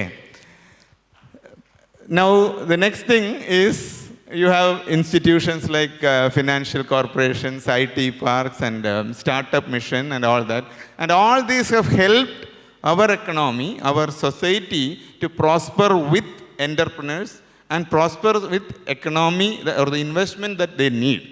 സോ അവർ ഒരുപാട് പേർക്ക് തൊഴിൽ കൊടുക്കുന്നു. ഇപ്പം നേരത്തെ പറഞ്ഞ മാതിരി ഫെയിലിയർ ആയിട്ടുള്ള ഒരാൾക്കാണെങ്കിലും അവരുടെ കീഴിൽ എംപ്ലോയീസ് ഉണ്ടാവും, അവർക്ക് പെണ്ണ് കിട്ടുന്നുണ്ട്. Okay, now what is different here is, നമുക്ക് ഒരു സമയത്ത് ഒരാൾ 10ാം ക്ലാസ് അല്ലെങ്കിൽ +2 പഠിച്ചു കഴിയുമ്പോൾ നമ്മൾ കറക്റ്റായിട്ട് അവൻ മെഡിസിന് പോകണം, അവൻ എൻജിനീയറിങ്ങിന് പോകണം, ഇത് 2 കിട്ടിയിട്ടില്ലെങ്കിൽ തന്നെ നെക്സ്റ്റ് ലെവലായി, അവൻ്റെ സ്റ്റാറ്റസ് കുറച്ച് താഴ്ന്നു പോയി.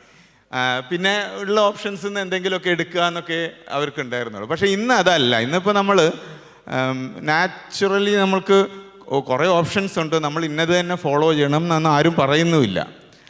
പിന്നെയുള്ള നമ്മൾ ശ്രദ്ധിക്കേണ്ട ഒരു കാര്യം, ഈ opportunities in terms of internet വന്നു, അങ്ങനെയൊക്കെ ഒരുപാട് സൗകര്യങ്ങൾ വന്നു കഴിഞ്ഞപ്പോൾ നമുക്ക് സ്റ്റുഡൻസിനാണെങ്കിലും എൻ്റർപ്രനേഴ്സിനാണെങ്കിലും, ഞാൻ എന്നെപ്പറ്റി തന്നെ പറയാറ്, ഞാൻ 25 വർഷം IT ഫീൽഡിൽ വർക്ക് ചെയ്തു. പക്ഷേ if you really ask me 9 മണി മുതൽ 6 മണി വരെ, അല്ലെങ്കിൽ 9 മണി മുതൽ ചിലപ്പോൾ 9 മണി വരെ, അല്ലെങ്കിൽ രാത്രി മുഴുവൻ ഒക്കെ നമ്മൾ ഹാർഡ് വർക്ക് ചെയ്യുകയാണ്. But not for myself, but for someone else, according to the standards or rules that they have defined. അപ്പോൾ നമുക്ക് നമ്മുടെ തന്നെ ക്രിയേറ്റിവിറ്റി ഒന്നും അവിടെ കിട്ടുന്നില്ല. ഇഫക്റ്റീവ്ലി ഒരു കോർപ്പറേറ്റ് അടിമയാണ്. 4 നൂറ്റാണ്ട് കാലം ഒരു കോർപ്പറേറ്റ് അടിമയായിരുന്നു ഞാനും. ഇന്ന് അതിന് സാഹചര്യം മാറണം. നമ്മൾ ഓരോരുത്തർക്കും നമ്മൾക്ക് തൊഴിൽ ദാതാക്കളാവാൻ പറ്റുന്നുണ്ട്, അതിനുള്ള അവസരം കിട്ടുന്നുണ്ട്. അതിൻ്റെ കൂടെയാണ് ഒരു ഗുണം അല്ലെങ്കിൽ ഒരു ഉർവശി ശാപം ഉപകാരം എന്ന് പറഞ്ഞ പോലെ കോവിഡ് വന്നു. കോവിഡ് വന്നപ്പോൾ നമ്മളെല്ലാവരും വീട്ടിൽ അടച്ചിട്ടു. ഇത് നമ്മളുടെ വേ ഓഫ് തിങ്കിങ്ങിലൊരു ഫണ്ടമെൻ്റൽ ചേഞ്ച് ഉണ്ടാക്കി. നമ്മൾ ഒരു പരിധി വരെയൊക്കെ നമ്മൾ ബുക്ക് മൈ ഷോയും IRCTC ഒക്കെ ക്യൂ ഒഴിവാക്കാൻ ഉപയോഗിച്ചിരുന്നെങ്കിലും നമ്മൾ നിരന്തരമായിട്ട് ചെയ്തുകൊണ്ടിരുന്ന ചില കാര്യങ്ങൾ വ്യത്യസ്തമായ രീതിയിൽ ചെയ്യാം എന്ന് നമുക്ക് കാണിച്ചു തന്നത് കൊറോണയാണ്. ഇത് ക്ലാസ് റൂമുകൾ മൊബൈൽ വഴി ചെയ്യാം, അതല്ലെങ്കിൽ ഫിനാൻഷ്യൽ ട്രാൻസാക്ഷൻസ് തന്നെ മൊബൈൽ വഴി ചെയ്യാം, പല പല കാര്യങ്ങൾ വീട്ടിലിരുന്നുകൊണ്ട് ചെയ്യാമെന്ന് നമുക്ക് ആ ഒരു ഉൾക്കാഴ്ച തന്നത് കൊറോണ.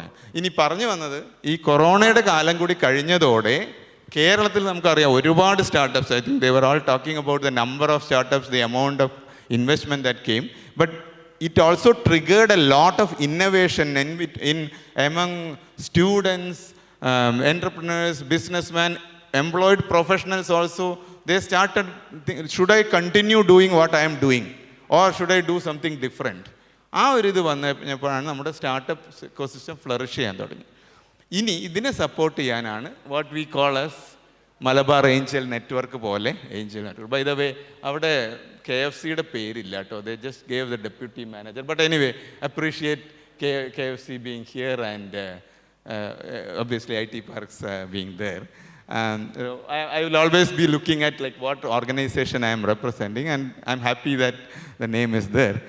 So എന്തുകൊണ്ടാണ് ഏഞ്ചൽ ഇൻവെസ്റ്റ്മെൻറ്റ്? ഇവിടുത്തെ ഡിഫറൻസ് എന്താണെന്ന് വെച്ചാൽ, സാറ് പറഞ്ഞ് കുറച്ച് അതിൻ്റെ ആക്ച്വൽ ഇംപ്ലിമെൻറ്റേഷൻ ചാലഞ്ചസ് ഒക്കെ പറഞ്ഞു.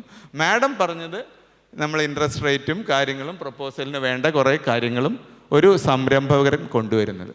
അതേസമയം ഒരു ഏഞ്ചൽ ഇൻവെസ്റ്റ്മെൻറ്റ്, ഏഞ്ചൽ എന്ന് പറയുന്ന ആ വാക്കിൻ്റെ അർത്ഥം പോലെ നമുക്കൊരു ആപത്തിൽ അല്ലെങ്കിൽ ഒരു ആവശ്യഘട്ടത്തിൽ സഹായം നൽകാൻ വേണ്ടി വരുന്നതാണ് ഏഞ്ചൽ ഇൻവെസ്റ്റ്മെൻറ്റ്. അവിടെയാണ് എല്ലാ രീതിയിലുള്ള ടിക്ക് ലിസ്റ്റും ഫില്ല് ചെയ്ത ശേഷം ഒരു ഏഞ്ചൽ ഇൻവെസ്റ്റ്മെൻറ്റ് കിട്ടില്ല. അപ്പോൾ Angel investors R ready to take that risk. Angel investors are ready to accept your idea and with a hope that, as Suraj pointed out, founders they will take it forward എന്നുള്ള hope rather than a documentary evidence നമ്മൾ മുന്നോട്ട് കൊണ്ടുവന്ന്. Obviously we'll do evaluation. Now talking about Malabar Angels, we are a group of 120 odd investors who come from various range of the society and business. Some of them are actual businessmen, some of them are professionals, some of them are bankers, some of them are chartered accountants, legal, doctors. So we get people from a variety of backgrounds. And the advantage of that is, ഒരാൾ ഒറ്റയ്ക്ക് പോയിട്ട് മറ്റൊരാളോട് ഞാൻ ഇങ്ങനെ ഒരു സംരംഭം തുടങ്ങാൻ ആഗ്രഹിക്കുന്നു, ഇതിനെനിക്ക് സഹായം തരുമോ എന്ന് ചോദിക്കുമ്പോൾ, coming to your real question, അപ്പോൾ ഒരാൾ തീരുമാനം എടുക്കുമ്പോൾ ചിലപ്പോൾ okay, maybe he will look at the attractivity of the product, else may look at just the possibility of returns, someone may look at the possibility of competition. പക്ഷേ ഒരു Angel investment ഗ്രൂപ്പിൽ പ്രോഡക്റ്റിൻ്റെ ഇത് നോക്കും, ഫൗണ്ടേഴ്സിൻ്റെ skills background നോക്കും, അതും അല്ലെങ്കിൽ financial tax liability implications, legal compliance requirement, പിന്നെ ഒരു ലോങ് റണ്ണിൽ ഈ ബിസിനസ്സിന് എന്തൊക്കെ വേണമെന്നുള്ള രീതി. അപ്പം ഒരു ഏഞ്ചൽ ഇൻവെസ്റ്റ്മെൻറ്റ് ഗ്രൂപ്പ് എന്ന് പറഞ്ഞാൽ ഒരു കോപ്പറേറ്റീവ്, ഒരു കൊളാബറേറ്റീവ് ഡിസിഷൻ മേക്കിംഗ് ബോഡിയാണ്. അതിൽ നമ്മൾ കാണാത്ത പെർസ്പെക്റ്റീവ് മറ്റുള്ളവർ കൊണ്ടുവരും. That is why we need a collective decision. അപ്പോൾ ഒരാൾക്ക് ഒറ്റയ്ക്കൊരു തെറ്റ് പറ്റി ഞാൻ ഇറക്കണ്ടായിരുന്നു എന്ന് തോന്നില്ല, അല്ലെങ്കിൽ കുറ്റബോധം വരില്ല. കാരണം ഞാൻ സ്വയം എടുത്തൊരു തീരുമാനമല്ല, ഒരു ജോയിൻ്റ് ആയിട്ടൊരു കൺസോളിഡേറ്റഡ് ആയിട്ടൊരു ഡിസിഷനാണ് with all kind of risk and factors that could be taken. Now with that perspective അപ്പോൾ ഏഞ്ചൽ ഇൻവെസ്റ്റർ നോക്കുന്നത് okay, obviously the team will be most important ഘടകം. അതിൻ്റെ ഫൗണ്ടേഴ്സ്, അവരുടെ ബാക്ക്ഗ്രൗണ്ട്, അവരുടെ ഇതിലോടുള്ള ആ അർപ്പണ മനോഭാവം, as Suraj rightly said, that they can take it to the possible logical route. പിന്നെ നമ്മുടെ ആ problem statement, what is the problem that they are addressing, whether it is a real problem, it is something which is going to solve the problem and give the real benefit. പിന്നെ നമുക്ക് വേണ്ടത് വേറെ competition ഉണ്ടോ, alternatives ഉണ്ടോ, ഇതെല്ലാം നോക്കുന്നു. അത് കഴിഞ്ഞ് നമ്മൾ പിന്നെ ഒരു ഫിനാൻഷ്യൽ പ്ലാൻ ഉണ്ടാവും. May not be the best plan or the most accurate one, but we should get some kind of a view that it has got a traction, it will be able to grow. Okay, and then obviously if the founders are in or put their time and effort well, they would have identified the risk and potentially. So these factors are the ones which will help us to make decisions. Some of them reflected in our scorecard as well. So അതിൽ നിന്നാണ് നമ്മൾ ഒരു പ്രോഡക്റ്റിൽ invest ചെയ്യണോ വേണ്ടതെന്ന് തീരുമാനിക്കുക. Sorry, my answer is a little long. I hope it made sense for you. Thank you so much. That was a wonderful answer. So, sir, എനിക്ക് ഒരു കാര്യം വിപിൻ സാറിനോട് ചോദിക്കാനുള്ളത്, ഈ നമ്മുടെ സാറവിടെ CFO ആയിട്ടിരിക്കുകയാണ്. ഇത്രയും ഏകദേശം 460 മുകളിൽ കമ്പനികൾ നമ്മുടെ 500 മുകളിൽ കമ്പനികളുണ്ട്. ഇപ്പോൾ ഇൻഫിയും നമ്മുടെ TCSും അവരും ഇവരും എല്ലാവരും ഉണ്ട്. ഈ ഒരു സൈഡിൽ സാറ് ഒരു ലൈഫിലൊരു ജേർണി എടുക്കുകയാണെങ്കിൽ ഒരു ഭാഗത്ത് ഈ MSME ഒരുപാട് ഓൺടർപ്രണേഴ്സിനെ കണ്ടു, പിന്നെ കുറേ IT അല്ലെങ്കിൽ അങ്ങനെയുള്ള അന്ന് ഇല്ലാത്ത ഇത്രയധികം ഇല്ല IT-കാരെ കണ്ടു. പിന്നെ അതിനുശേഷം ഓൺ ദ അതർ ഹാൻഡ് ഇപ്പോൾ വന്നിട്ട് ഇത്രയും വലിയ വലിയ സ്ഥാപനങ്ങളെയും കാര്യങ്ങളെയും എല്ലാം കാണുന്നു. What is that one quality, or ഒരു ക്വാളിറ്റി എന്ന് പറയുന്നില്ല, ഇത്രയും വലിയ ബിസിനസ്സുകൾ, ഇത്രയും വലിയ സംരംഭങ്ങൾ, അതും ഈ തിരുവനന്തപുരത്തിൻ്റെ ഈ മണ്ണിൽ ഉറപ്പിച്ചുകൊണ്ടാണ് അവർ ഇവിടുന്ന് ലോകത്തെമ്പാടും ബിസിനസ് ചെയ്യുന്നത്. സാറിന് അവരുടെ ഒരു ബിസിനസ് ഒരു ജേർണിയിൽ നിന്ന് മനസ്സിലായ എന്ത് ഒരു ഉപദേശമാണ് അല്ലെങ്കിൽ ഇൻസൈറ്റ്സ് ആണ് നിലവിൽ നമ്മുടെ സ്റ്റാർട്ടപ്സിനോട് പറയാനായിട്ടുണ്ടാവും? നമ്മൾ ബിസിനസ്സിൻ്റെ സൈസിലല്ല, ആക്ച്വലി ഇപ്പം ഇവിടെ ഇവർ പറഞ്ഞ പോലെയാണ്, നമുക്ക് വേണ്ടത് ഒരു നല്ല ഐഡിയയാണ്, ഒരു മാർക്കറ്റബിൾ സ്കെയിലബിൾ ആയിട്ടുള്ള ഒരു ഐഡിയ. ആ ഐഡിയ നിങ്ങൾക്ക് റിയലൈസ് ചെയ്യാൻ പറ്റും എന്നുള്ള കോൺഫിഡൻസ് വേണം. അപ്പോൾ അവിടെയാണ് നിങ്ങൾ ഒരു എൻ്റർപ്രണർ എന്നുള്ള രീതിക്ക് ബിസിനസ് നിങ്ങളുടെ സ്റ്റാർട്ട് ചെയ്യേണ്ടത് നിങ്ങളുടെ ഐഡിയയിൽ നിന്നാണ്.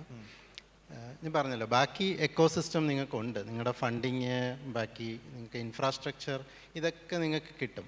നിങ്ങൾക്ക് വേണ്ടത് ഒരു സോളിഡായിട്ടുള്ള സ്കെയിലബിൾ ആയിട്ടുള്ള ഒരു ഐഡിയ ആണ്. അതാണ് ഒരു ഫസ്റ്റ് ബിസിനസ്, അതിൻ്റെ സീഡ് എന്ന് പറയുന്നത് അവിടെയാണ്. അപ്പോൾ ആ ഒരു ഐഡിയ നിങ്ങൾക്ക് കിട്ടിക്കഴിഞ്ഞാൽ, ഇത് ഞാൻ എന്തുകൊണ്ട് പറയുന്നു എന്ന് വെച്ചാൽ, ഞാൻ ബാങ്കിൽ ഉണ്ടായിരുന്നപ്പോൾ, ഞാൻ KFCയിലും ഉണ്ടായിരുന്നു, മാനേജറായിട്ട് ബ്രാഞ്ചിലുണ്ടായിരുന്നു. അപ്പോൾ എന്താ പറ്റുകയെന്ന് വെച്ചാൽ, ആൾക്കാർ നമ്മളുടെ അടുത്ത് വന്നിട്ട്, സാർ അതാ ഗവൺമെൻറ്റിൻ്റെ ഒരു സ്കീം വന്നിട്ടുണ്ട്, സബ്സിഡി, ഞാൻ എന്ത് ബിസിനസ്സാണ് ചെയ്യേണ്ടത് അത് കിട്ടാൻ. ആ ഒരു അങ്ങനെയല്ല വേണ്ടത്, ഞാൻ അല്ല അവർക്ക് ഐഡിയ കൊടുക്കേണ്ടത്. അപ്പോൾ ഇത് മാറിയിട്ട് നിങ്ങൾ നിങ്ങളുടെ ഐഡിയ കൊണ്ടുപോവാ. വന്നിട്ട് പറയുകയാണ്, സാർ എൻ്റെ കയ്യിൽ ഇതാ ഇങ്ങനെ ഒരു ഐഡിയ ഉണ്ട്, ഇതിന് സ്കോപ്പുണ്ട്, ഞാനൊരു ഫീസിബിലിറ്റി സ്റ്റഡി നടത്തി, മാർക്കറ്റിൽ ഇതിപ്പോൾ എനിക്ക് ഉറപ്പായിട്ടും പിച്ച് ചെയ്യാൻ പറ്റുന്ന ഒരു ഐഡിയ ആണ്, സാധ്യതയുണ്ട്, അങ്ങനെ ഒരു ഇതിൽ ചിന്തിക്കുക. ഇനി അതിൻ്റെ അടുത്ത സ്റ്റേജ് എന്ന് പറയുന്നത്, രണ്ടാമത്തെ സ്റ്റേജാണ് ഇതിൻ്റെ ഫണ്ടിങ് എന്ന് പറയുന്നത്. അപ്പോൾ ഈ ഫണ്ടിങ് സ്റ്റേജിലോട്ട് പോകുമ്പം എഗെയിൻ നിങ്ങൾക്ക് ഓപ്ഷൻ ഉണ്ട്. പണ്ട് നിങ്ങളുടെ ഒരു മോഡൽ എന്ന് പറയുന്നത്, നിങ്ങളൊരു ഫിക്സഡ് അസറ്റ്സ് മുഴുവൻ ക്രിയേറ്റ് ചെയ്യണം, ഒരു വലിയ നിങ്ങളുടെ മൊത്തം ഇൻവെസ്റ്റ്മെൻറ്റിനെ നിങ്ങൾ രണ്ടായിട്ട് തിരിക്കണം. ക്യാപിറ്റൽ ഇൻവെസ്റ്റ്മെൻറ്റ് ഇത്ര വേണം, നിങ്ങളുടെ ഡെയിലി ഓപ്പറേഷനുള്ള വർക്കിംഗ് ക്യാപിറ്റൽ ഇത്ര വേണം. അപ്പോൾ ഈ ഒരു മോഡലായിരുന്നു. അപ്പോൾ നിങ്ങൾക്ക് ഒരു റിസ്കി ആയിട്ടുള്ള വെഞ്ചർ ചെയ്യാനൊരു ഫിയർ വരും. എന്താ വെച്ചാൽ, ഒരു ഹ്യൂജ് എമൗണ്ട് ക്യാപിറ്റൽ ഇൻവെസ്റ്റ് ചെയ്ത് കഴിഞ്ഞു, ഇനി നിങ്ങളുടെ ഐഡിയ സക്സസ് ആയില്ലെങ്കിൽ ഈ ഇൻവെസ്റ്റ്മെൻറ്റ് മുഴുവൻ ഫെയിലാവും, ഇത് വരും. പക്ഷേ ഇപ്പോഴത്തെ ഒരു മോഡൽ എന്ന് പറയുന്നത്, ബിസിനസ് നിങ്ങൾക്ക് രണ്ട് രീതിക്ക് ചെയ്യാം. ഒന്ന്, നിങ്ങളുടെ ഐഡിയയിൽ നിങ്ങൾ കോൺഫിഡൻ്റ് ആണ്, ഇത് നിങ്ങൾക്കൊരു ലോങ് ടേമിലേക്ക് കൊണ്ടുപോകാൻ പറ്റും, ഇത് സ്കെയിലപ്പ് ചെയ്യാൻ പറ്റും, അത്രയും ഇതുണ്ടെങ്കിൽ മാത്രം നിങ്ങൾ ക്യാപിറ്റൽ ഇൻവെസ്റ്റ്മെൻറ്റ് മോഡലിൽ പോയാൽ മതി. രണ്ടാമത്തെ മോഡൽ എന്ന് പറയുന്നത് അസറ്റ് ലൈറ്റ് മോഡലാണ്. അതായത് നിങ്ങൾക്ക് ഈ ക്യാപിറ്റൽ നിങ്ങൾക്ക് ഹയർ ചെയ്യാൻ പറ്റും. എല്ലാ ഇപ്പം നിങ്ങളൊരു ഒരു മാനുഫാക്ചറിങ് ബിസിനസ് സ്റ്റാർട്ട് ചെയ്യാൻ പോവുകയാണ്. ഈ മെഷീൻ നിങ്ങൾ വാങ്ങണോ അതോ ഹയർ ചെയ്യണോ, ഈ രണ്ട് ഓപ്ഷൻ ഇപ്പം നിങ്ങൾക്കുണ്ട്. അപ്പോൾ നിങ്ങൾക്ക് അത്ര കോൺഫിഡൻസ് ഇല്ല, ഇതൊരു എക്സ്പെരിമെൻ്റൽ ബേസിസിലാണ് ഈ ബിസിനസ് ചെയ്യാൻ പോകുന്നതെങ്കിൽ അസറ്റ് മോഡലിലേക്ക് പോകരുത്, അസറ്റ് ലൈറ്റ് മോഡലിലേക്ക് പോവുക, നിങ്ങൾ ആ ഹയറിങ് മോഡലിലേക്ക് പോവുക. ഈ ഫിക്സഡ് അസറ്റ് നിങ്ങൾ ഹയർ ചെയ്യുക, എന്നിട്ട് ആ ബിസിനസ് ടെസ്റ്റ് ചെയ്ത് നോക്കുക, നിങ്ങളുടെ ഐഡിയ ഇംപ്ലിമെൻറ്റ് ചെയ്ത് നോക്കുക. അത് വർക്കൗട്ട് ആവുന്നെങ്കിൽ ചെയ്യാം, ചിലപ്പം എന്തെങ്കിലും മോഡിഫിക്കേഷൻ ചെയ്യേണ്ടി വരും. നിങ്ങളുടെ ഐഡിയ ആസ് സച്ച് നിങ്ങൾക്ക് ഇംപ്ലിമെൻറ്റ് ചെയ്യാൻ ചിലപ്പോൾ പറ്റിയെന്ന് വരില്ല. അപ്പോൾ ഈ മോഡിഫിക്കേഷൻ എല്ലാം നിങ്ങൾ ഹയറിംഗ് മോഡലിലാണെങ്കിൽ പറ്റും. നിങ്ങളുടെ ആദ്യത്തെ മെത്തേഡ് വർക്കൗട്ട് ആവുന്നില്ല, അപ്പോൾ നിങ്ങൾക്ക് ആ അസറ്റ് മാറ്റിയിട്ട് അടുത്ത അസറ്റ് എടുക്കാം. നിങ്ങളുടെ ഇൻവെസ്റ്റ്മെൻറ്റ് അവിടെ വന്നിട്ടില്ല. അപ്പം ഇതാണ് രണ്ടാമത്തെ സ്റ്റേജ്. നിങ്ങളുടെ ഏത് മോഡലിലാണ് നിങ്ങളുടെ ബിസിനസ് ഫ്രെയിം ചെയ്യേണ്ടത്. അസറ്റ് ലൈറ്റ് മോഡലാണോ അതോ ഹെവി ഇൻവെസ്റ്റ്മെൻറ്റ് മോഡലാണോ എന്നുള്ളത് ഡിസൈൻ ചെയ്യുക. ഇനി അടുത്ത തേർഡ് സ്റ്റേജാണ് നിങ്ങളുടെ ഫണ്ടിങ് സ്റ്റേജിലോട്ട് പോകുന്നത്, നിങ്ങളൊരു പാർട്ട്ണറെ കണ്ടെത്തുന്നത്. അതും ഈ പറഞ്ഞ പോലെ 2 മോഡലാണ്. ഇപ്പം ഇവിടെ 2 പേരും ഉണ്ട്. നിങ്ങൾക്കൊരു ബാങ്കറും ഉണ്ട്, ഇൻവെസ്റ്ററും ഉണ്ട്. ഇതെന്ന് പറയുന്നത് നിങ്ങളൊരു എന്താ പറയുക, ഇപ്പോൾ പിള്ളേർ പറയുന്ന പോലെയാണെങ്കിൽ നിങ്ങളൊരു ഗേൾ ഫ്രണ്ടിനെ തിരഞ്ഞെടുക്കുന്നതും ലൈഫ് പാർട്ട്ണറെ തിരഞ്ഞെടുക്കുന്നതും പോലെയാണ്. ഒരു ബാങ്കറെ തിരഞ്ഞെടുക്കുന്നതെന്ന് പറഞ്ഞാൽ ലൈക്ക് ഗേൾ ഫ്രണ്ട്, നിങ്ങൾക്ക് ഒരുപാട് ഓപ്ഷൻ ഉണ്ടാവും, കുറേ ബാങ്കിൽ പോകാം ഇത്. പക്ഷേ ലൈഫ് പാർട്ട്ണർ അങ്ങനെയല്ല.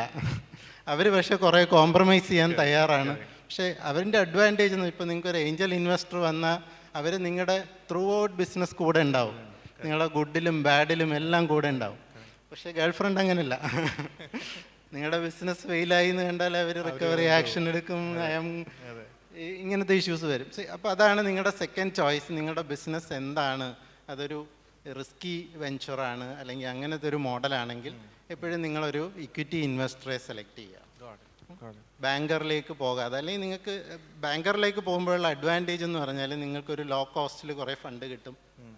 നിങ്ങളുടെ റിട്ടേൺ ഓഫ് ഇൻവെസ്റ്റ്മെൻറ്റ് സേ 20-25% ആണെങ്കിൽ നിങ്ങൾക്ക് 5%-നും 9%-നും ലോൺ കിട്ടുമ്പോൾ ആ ഒരു സിനർജിയും കൂടെ നിങ്ങളുടെ മാർജിനിലേക്ക് ആഡ് ആവും. അപ്പോൾ ആ റിട്ടേൺ ഓൺ ഇൻവെസ്റ്റ്മെൻറ്റ് എന്ന് പറയുന്നത് കൂടുതലായിരിക്കും.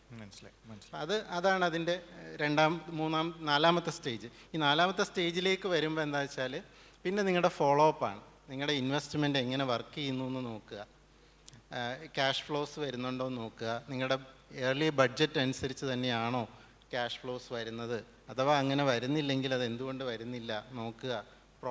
നിങ്ങളുടെ പ്രോഡക്റ്റ് മാർക്കറ്റിൽ വേറെ വന്നോ, സബ്സ്റ്റിറ്റ്യൂട്ട് വന്നോ, നിങ്ങളുടെ റവന്യൂ അങ്ങോട്ടാണോ പോകുന്നത്, ഇങ്ങനെ നോക്കിയിട്ട് നിങ്ങളുടെ പ്രോഡക്റ്റിൽ പീരിയോഡിക്കായിട്ടുള്ള ചേഞ്ചസ് വരുത്തുക, അല്ലെങ്കിൽ വീണ്ടും ഒരു മാർക്കറ്റ് പുഷ് കൊടുക്കുക. ഇങ്ങനെയൊക്കെ അതിനെ മുന്നോട്ട് കൊണ്ടുപോകാം. പിന്നെ നിങ്ങളുടെ ഇൻവെസ്റ്ററുമായിട്ടുള്ള കമ്മ്യൂണിക്കേഷൻ വളരെ ഇമ്പോർട്ടൻ്റ് ആണ്. അത് നിങ്ങളുടെ ഇക്വിറ്റി ഇൻവെസ്റ്റർ ആയാലും ബാങ്കർ ആണെങ്കിലും നിങ്ങളുടെ ബിസിനസ് സൈക്കിൾസ് നിങ്ങളെ അവരെ അറിയിക്കുക. ഞങ്ങളിപ്പോൾ ഈ ഒരു സ്കെയിലപ്പ് ആയിട്ടുണ്ട്, അല്ലെങ്കിൽ ഞങ്ങൾക്കിപ്പോൾ കുറച്ച് ക്യാഷ് ഫ്ലോ കൂടുതൽ വരുന്നുണ്ട്, അപ്പോൾ ഞങ്ങളുടെ ലോൺ പീരീഡ് കുറച്ച് തന്നാൽ കുറച്ചുകൂടെ നമുക്ക് റീപേ ചെയ്യാൻ പറ്റും, അത് ഒരു മോഡൽ പറയുക. അതല്ലെങ്കിൽ ഞങ്ങൾ കുറച്ചുകൂടെ അഡീഷണൽ ഇൻവെസ്റ്റ്മെൻറ്റ് പ്ലാൻ ചെയ്യുന്നുണ്ട്, കുറച്ചുകൂടെ കൂടുതൽ ഫണ്ട് ആവശ്യം വരും, സോ ഇപ്പോൾ ഒന്നും കൂടി പീരീഡ് ടെന്യൂർ നീട്ടിക്കിട്ടുക. ഇങ്ങനെ ആ ഒരു കമ്മ്യൂണിക്കേഷൻ എപ്പോഴും നിങ്ങളുടെ ഇൻവെസ്റ്ററുമായിട്ടും അല്ലെങ്കിൽ ബാങ്കറുമായിട്ടും കീപ്പ് ചെയ്യുക. അപ്പോൾ ഈ ഒരു മോഡലിലാണ് നിങ്ങൾ ബിസിനസ് സ്റ്റാർട്ട് ചെയ്യേണ്ടതും അത് മുന്നോട്ട് കൊണ്ടുപോകേണ്ടത്. എൻ്റെ ഒരു എക്സ്പീരിയൻസിൽ നിന്ന് അങ്ങനെയുള്ള കുറേ യൂണിറ്റ്സ് സക്സസ് ആയിട്ടുള്ളതായിട്ടാണ് ഞാൻ കണ്ടിട്ടുള്ളത്. Thank you sir. മാം, ഒരു പ്രധാന ചോദ്യം, ഇത് ഒരുപാട് ലോൺസ് കൊടുത്തിട്ടുണ്ട്. നമ്മുടെ തിരുവനന്തപുരത്ത് ലോൺസ് കൊടുത്തിട്ട് അത്യാവശ്യം സക്സസ്ഫുൾ ആയിട്ടുള്ള ഒരു 5-10 കുറച്ച് മോഡൽസ് നമ്പർ മാം പേര് പറയാൻ പറ്റുമെന്നുണ്ടെങ്കിൽ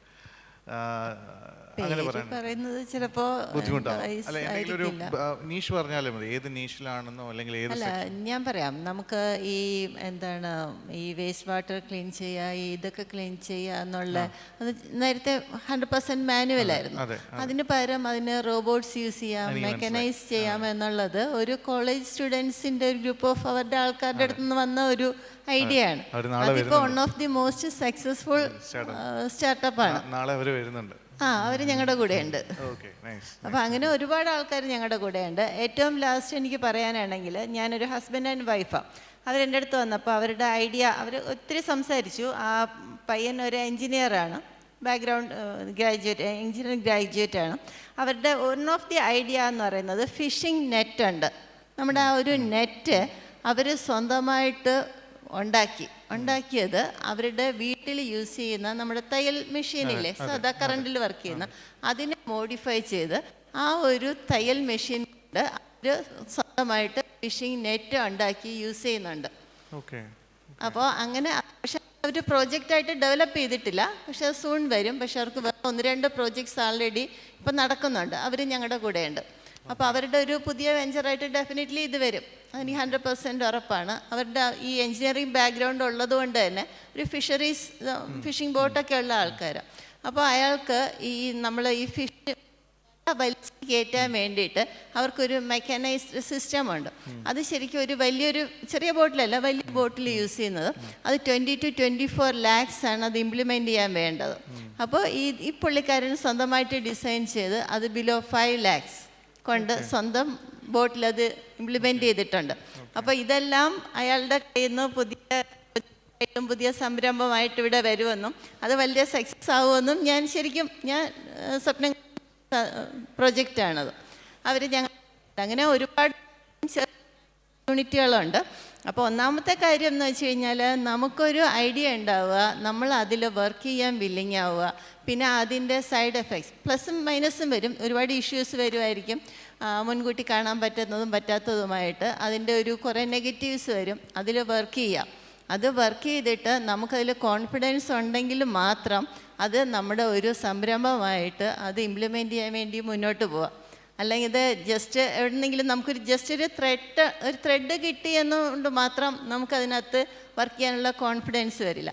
അപ്പോൾ നമ്മൾ തന്നെ ഫസ്റ്റ് കണ്ടപ്പോഴത്തേക്ക് എൻ്റെ അടുത്ത് ഏറ്റവും പോസിറ്റീവായിട്ട് തോന്നിയ കാര്യം അദ്ദേഹത്തിൻ്റെ ഐഡിയയിലുള്ള കോൺഫിഡൻസാണ്. ആ കോൺഫിഡൻസ് ഉള്ളത് കൊണ്ടാണ് ഞങ്ങളും നിങ്ങളും ഇരിക്കുന്നത്. അപ്പോൾ ആ ഒരു കോൺഫിഡൻസ് എനിക്ക് അദ്ദേഹത്തിൻ്റെ കയ്യിൽ കണ്ടിട്ടില്ലായിരുന്നെങ്കിൽ ഡെഫിനറ്റ്ലി നമ്മൾ ആരും ഇന്നിവിടെ ഇരിക്കില്ല ഈ സമയത്ത്. അപ്പോൾ അതാണ് ശരിക്കും ഒരു സംരംഭകൻ അല്ലെങ്കിൽ ഒരു സ്റ്റാർട്ടപ്പ് നിങ്ങൾ തുടങ്ങണം എന്നുണ്ടെങ്കിൽ എങ്ങനെ ആയിരിക്കണം എന്ന് എനിക്കിപ്പോൾ കാണിക്കാൻ പറ്റുന്ന ഒരാൾ ഇദ്ദേഹമാണ്. എനിക്കത് വളരെ സന്തോഷമുണ്ട് ഞാൻ ഇന്നിവിടെ ഇരിക്കുന്നതിലും അച്യുതൻ ഇന്നിവിടെ ഇരിക്കുന്നതിലും. ഞങ്ങൾ അത്രയ്ക്കും നന്ദിയുണ്ട്. കാരണം വളരെ അത്യാവശ്യം വേണ്ട ഒരു സമയത്തായിരുന്നു KFC ഞങ്ങൾ സപ്പോർട്ട് ചെയ്തത്. ആ KFC സപ്പോർട്ട് ചെയ്തതിന് മുന്നേയും പിന്നെയും എന്നുള്ളത് ശരിക്കും 2 ഫേസസ് തന്നെയായിരുന്നു. ഞങ്ങൾക്ക് ഇന്ന് ഈ പ്രോഗ്രാം നടത്താൻ പറ്റുന്നതും അടുത്ത 2 മാസത്തിനുള്ളിൽ വേർഷൻ 1 ആയിട്ട് നിൽക്കുന്ന റാങ്ക് റേസേഴ്സ് വേർഷൻ 2 ആയിട്ട് മാറുന്നതും, അതോടൊപ്പം ഇന്ത്യയിലെ 20ഓളം സ്ഥലങ്ങളിലാണ് ഞങ്ങൾ റാങ്ക് റേസേഴ്സ് ഈ വർഷം പ്ലാൻ ചെയ്തേക്കുന്നത്. സോ 20 സ്പേസസ് ആൻഡ് ഓൾ എന്താ പറയുക, ആ ഒരു സീഡിനെ ഒരു വിത്തിനെ മുന്നോട്ട് കൊണ്ടുവന്നത് KFC ആണ്. ഞങ്ങൾ ലോണൊക്കെ ഉടനെ തന്നെ അടച്ചു തീർക്കും കേട്ടോ.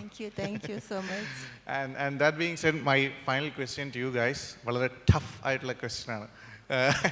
ഒന്നുമില്ല, സൂരജിൻ്റെ വീട് ഇവിടെ വളരെ അടുത്താണ്.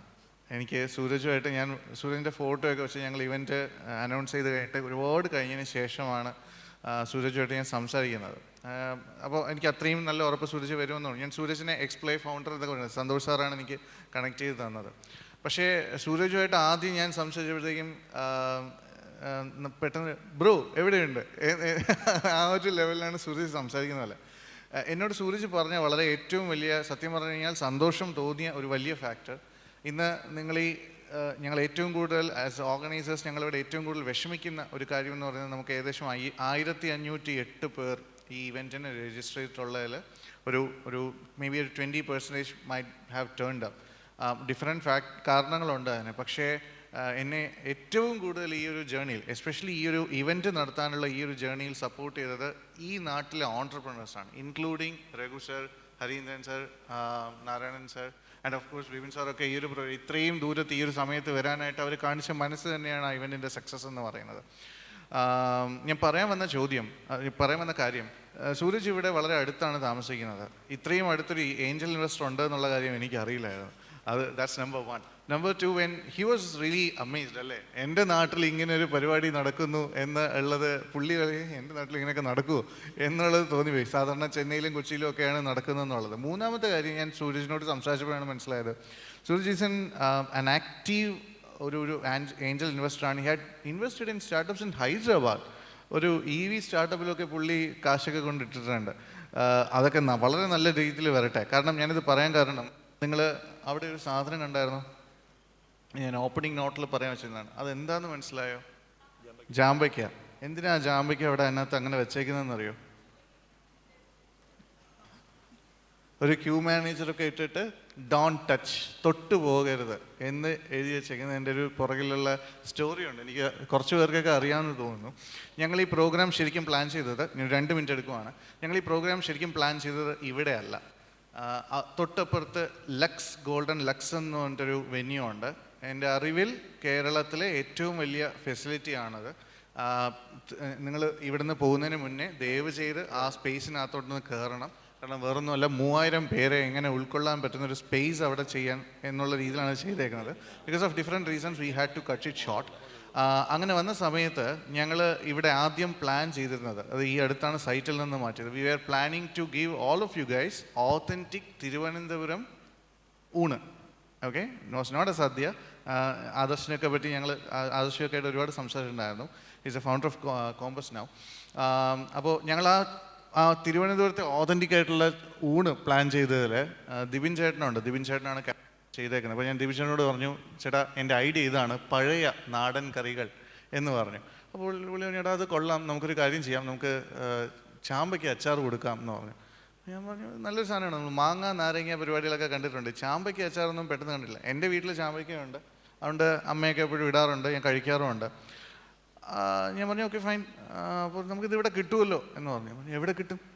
പുള്ളി എന്നോട് ചോദിച്ചു എവിടെ കിട്ടും? ഞാൻ പറഞ്ഞു ഇവിടെ കിട്ടില്ലേ, കാരണം ഈ ചാമ്പയ്ക്ക എന്ന് പറയുന്ന സാധനം കേരളത്തിന് പുറത്ത് ഞാൻ കണ്ടിട്ടില്ല, നിങ്ങൾ കണ്ടിട്ടുണ്ടോ എന്ന് എനിക്കറിയില്ല, ഞാൻ കണ്ടിട്ടില്ല. പുള്ളി പറഞ്ഞു ഇവിടെ കിട്ടില്ല. എവിടെ കിട്ടും? നാഗർകോവിലേ കിട്ടുള്ളൂ എന്ന് പറഞ്ഞു.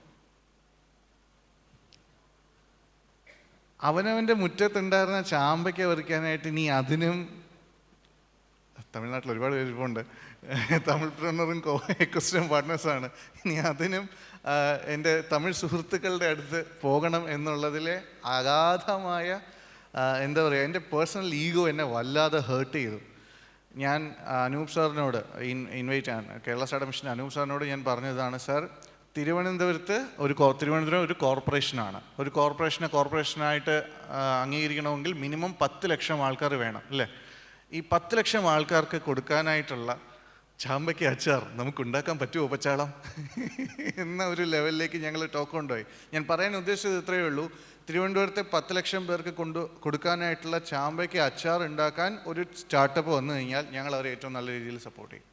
അതിന് പോലും കൊടുക്കാൻ പറ്റാത്ത സ്ഥിതി ആയതുകൊണ്ടാണ് ഇത്രയും കിട്ടാക്കനിയായിട്ട് ആ സാധനം അവിടെ എങ്ങനെ വെച്ചേക്കണം.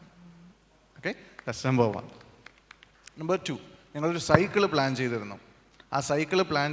ആ സ്റ്റോറി ഞാൻ പറഞ്ഞിട്ടുണ്ടായിരുന്നു.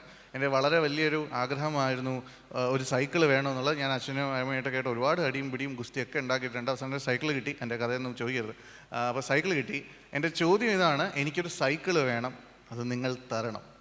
പക്ഷേ ആ സൈക്കിളിൻ്റെ ആ ഹാൻഡിലിൽ ഒരു ചെറിയ വാചകം കൂടി എഴുതിയിട്ടുണ്ടാവണം, മെയ്ഡ് ഇൻ കേരള. ഒരു സൈക്കിൾ ഉണ്ടാക്കാൻ പറ്റില്ലേ നമുക്ക്? ഞാൻ കാറിലും ബൈക്കിലും ഒന്നും പോയിട്ടില്ല. ഒരു സൈക്കിൾ ഉണ്ടാക്കാൻ പറ്റില്ലേ? ഒരു സൈക്കിൾ ഉണ്ടാക്കാൻ പറ്റാത്ത ഞാൻ നിങ്ങളെ കുറ്റം പറയുമോ അല്ലെങ്കിൽ ഇവിടുത്തെ എക്കോസിസ്റ്റത്തിനെ പറയുമോ അല്ല കേട്ടോ, ഞാൻ എന്നെ തന്നെ പറയുവാണ്. എനിക്ക് എന്തുകൊണ്ടൊരു സൈക്കിൾ സ്റ്റാർട്ടപ്പ് ഇവിടെ കൊണ്ടുവന്നുകൂടാ? ഒരു സൈക്കിൾ ഉണ്ടാക്കാൻ. അതുകൊണ്ടാണ് ഞങ്ങൾ വേറൊരു ട്രോൾ ഉണ്ടാക്കിയത്. ഇല്ല സാർ, ഞങ്ങൾ സൈക്കിൾ ഉണ്ടാക്കില്ല സാർ, മിനിമം ഞങ്ങൾ ഉണ്ടാക്കുന്നെങ്കിൽ ഒരു റോക്കറ്റേ ഉണ്ടാക്കുള്ളൂ സാർ. റോക്കറ്റ് താഴെ വെച്ചുകൊണ്ട് രാജൻ ചേട്ടൻ്റെ വീട്ടിൽ പാൽ വാങ്ങിക്കാൻ പോകാൻ പറ്റില്ലല്ലോ, സൈക്കിൾ തന്നെ വേണ്ടേ? അപ്പോൾ പാറശാലയ്ക്ക് അപ്പുറം അത് പറ്റും. അതെന്താ പാറശാലയ്ക്ക് ഇപ്പുറം പറ്റാത്ത? So that's number 2. നമ്പർ 3, അവിടെ ഒരു TV വെച്ചിട്ടുണ്ട്, അതിനകത്ത് പ്രപ്പോസ്ഡ് ഫിലിം സിറ്റി എന്ന് എഴുതിയിട്ടുണ്ട്. തിരുവനന്തപുരത്ത് ഒരു ഫിലിം സിറ്റി വന്നു കഴിഞ്ഞാൽ എന്താ പുളിക്കുമോ എന്നുള്ളതായിരുന്നു ഞങ്ങളുടെ അതിൻ്റെ ഒരു ട്രോൾ. തിരുവനന്തപുരം ഭാഷയിൽ പറഞ്ഞതേ ഉള്ളൂ, മോശമായിട്ടല്ല.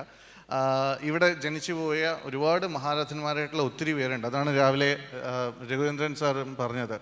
നെട്ടുകാൽ തേരി അങ്ങനെയൊക്കെയുള്ള ഒത്തിരി സ്ഥലങ്ങളുണ്ട്. 220 ഏക്കർ ഇവിടെ ചിത്രാഞ്ജലി സ്റ്റുഡിയോയിൽ തന്നെ നമുക്ക് സ്ഥലവും ഉണ്ട്. അപ്പോൾ ഈ അടുത്താണ് അറിഞ്ഞത് അതിനെ കുറച്ചും കൂടെ റിനോവേറ്റ് ചെയ്ത് കൊണ്ടുവരാനായിട്ടുള്ള കാര്യങ്ങൾ നടക്കുന്നു എന്ന്. അപ്പോൾ ഈ പറഞ്ഞതുപോലെ ഒരുപാട് സാധ്യതകൾ നമ്മുടെ കൺമുമ്പിൽ തന്നെയുണ്ട്. എല്ലാ പേരും എൻ്റെ ഫ്രണ്ട് ചെന്നിട്ട് സെൽഫി എടുത്തിട്ട് വേണം പോകാൻ. ഇതൊക്കെ നമ്മുടെ മുമ്പിലുള്ള തിരിച്ചറിവാണ്. ആർക്കെങ്കിലും ജാബയ്ക്ക് വേണമെന്നുണ്ടെങ്കിൽ നാഗർകോവിൽ പോവാൻ കിട്ടും. So that being said,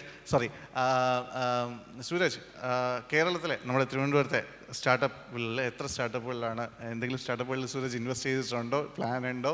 നമ്മുടെ പിച്ച് സെഷനൊക്കെ നടക്കാൻ പോകുന്നുണ്ട്. And how was your experience with that Hyderabad സ്റ്റാർട്ടപ്പിലെ ഇൻവെസ്റ്റ്മെൻറ്റ് എങ്ങനെ പോകുന്നു? Please tell about us.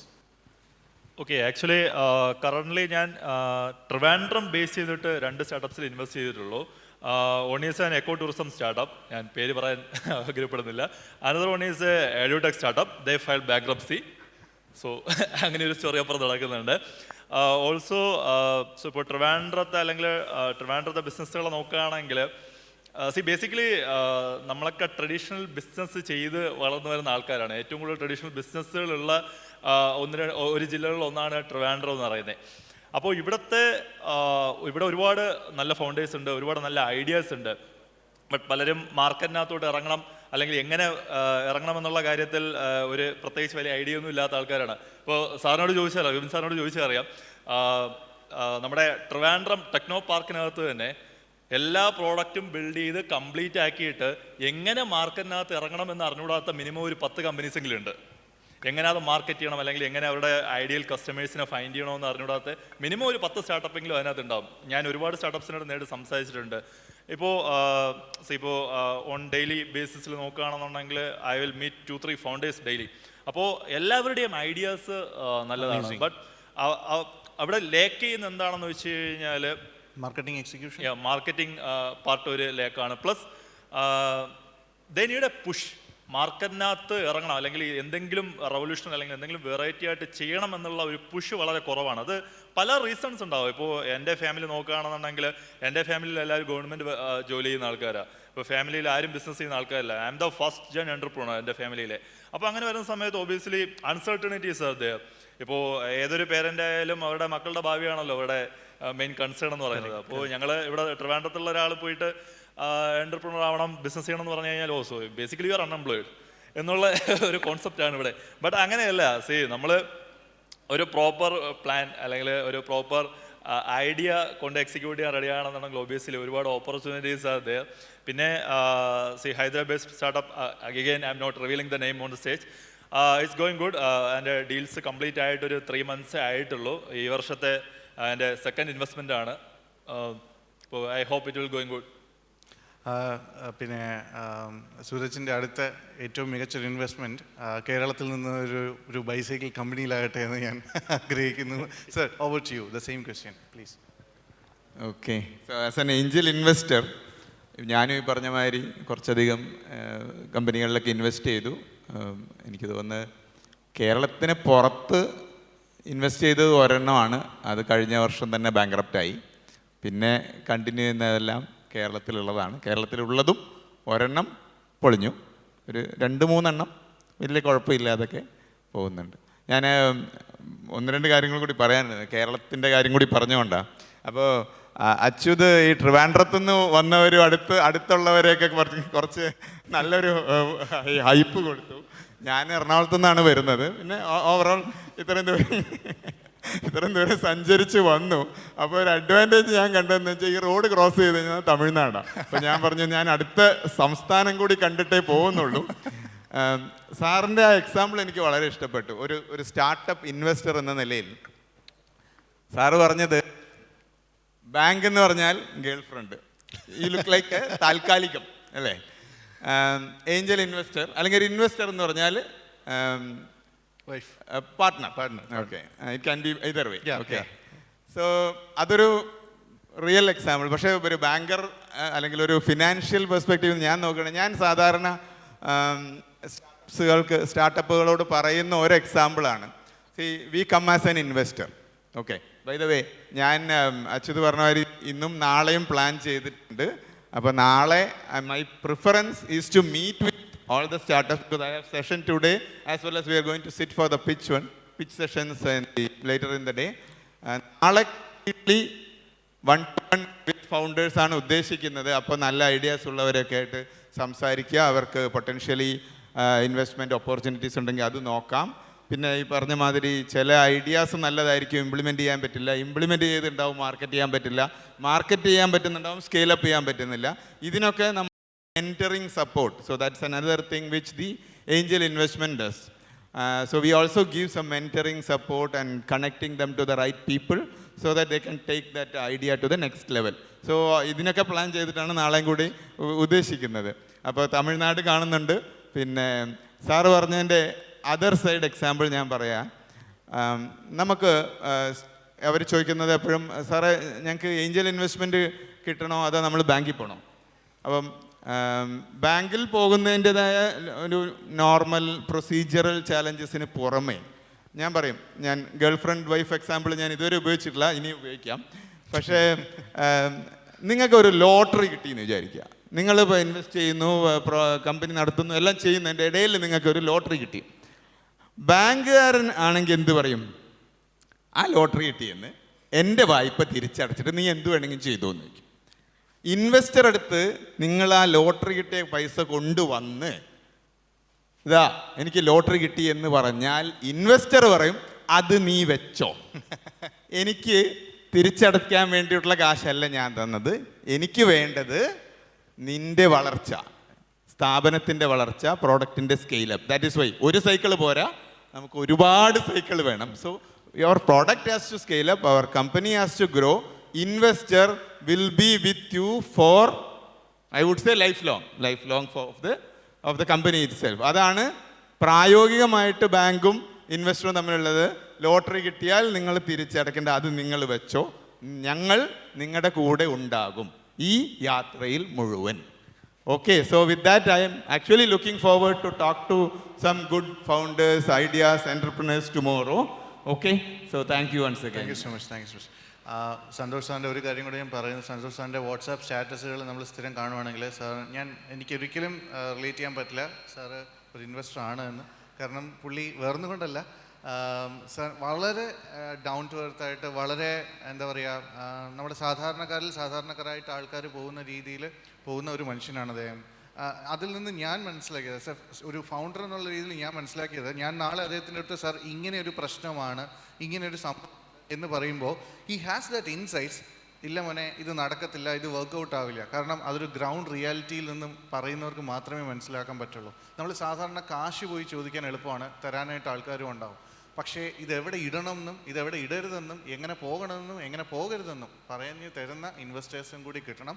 അങ്ങനെയും കൂടി ഇൻവെസ്റ്റേഴ്സും കൂടി, കാശ് മാത്രമല്ല വേണ്ടത്, ഡയറക്ഷനും അതിന് വേണ്ടിയിട്ടുള്ള ഗൈഡൻസും കൂടി ഉള്ള ഇൻവെസ്റ്റേഴ്സിനെ തന്നെ നമുക്ക് വേണം. അങ്ങനെയുള്ള ഒരു ഇൻവെസ്റ്റർ പാനലിനെ നമുക്ക് കിട്ടിയതിൽ ഒരുപാട് സന്തോഷമുണ്ട്. Once again thank you so much for coming over here. സമയം കൂടുതൽ എടുത്തതിൽ ക്ഷമിക്കുന്നു, but thank you so much sir, thank you so much.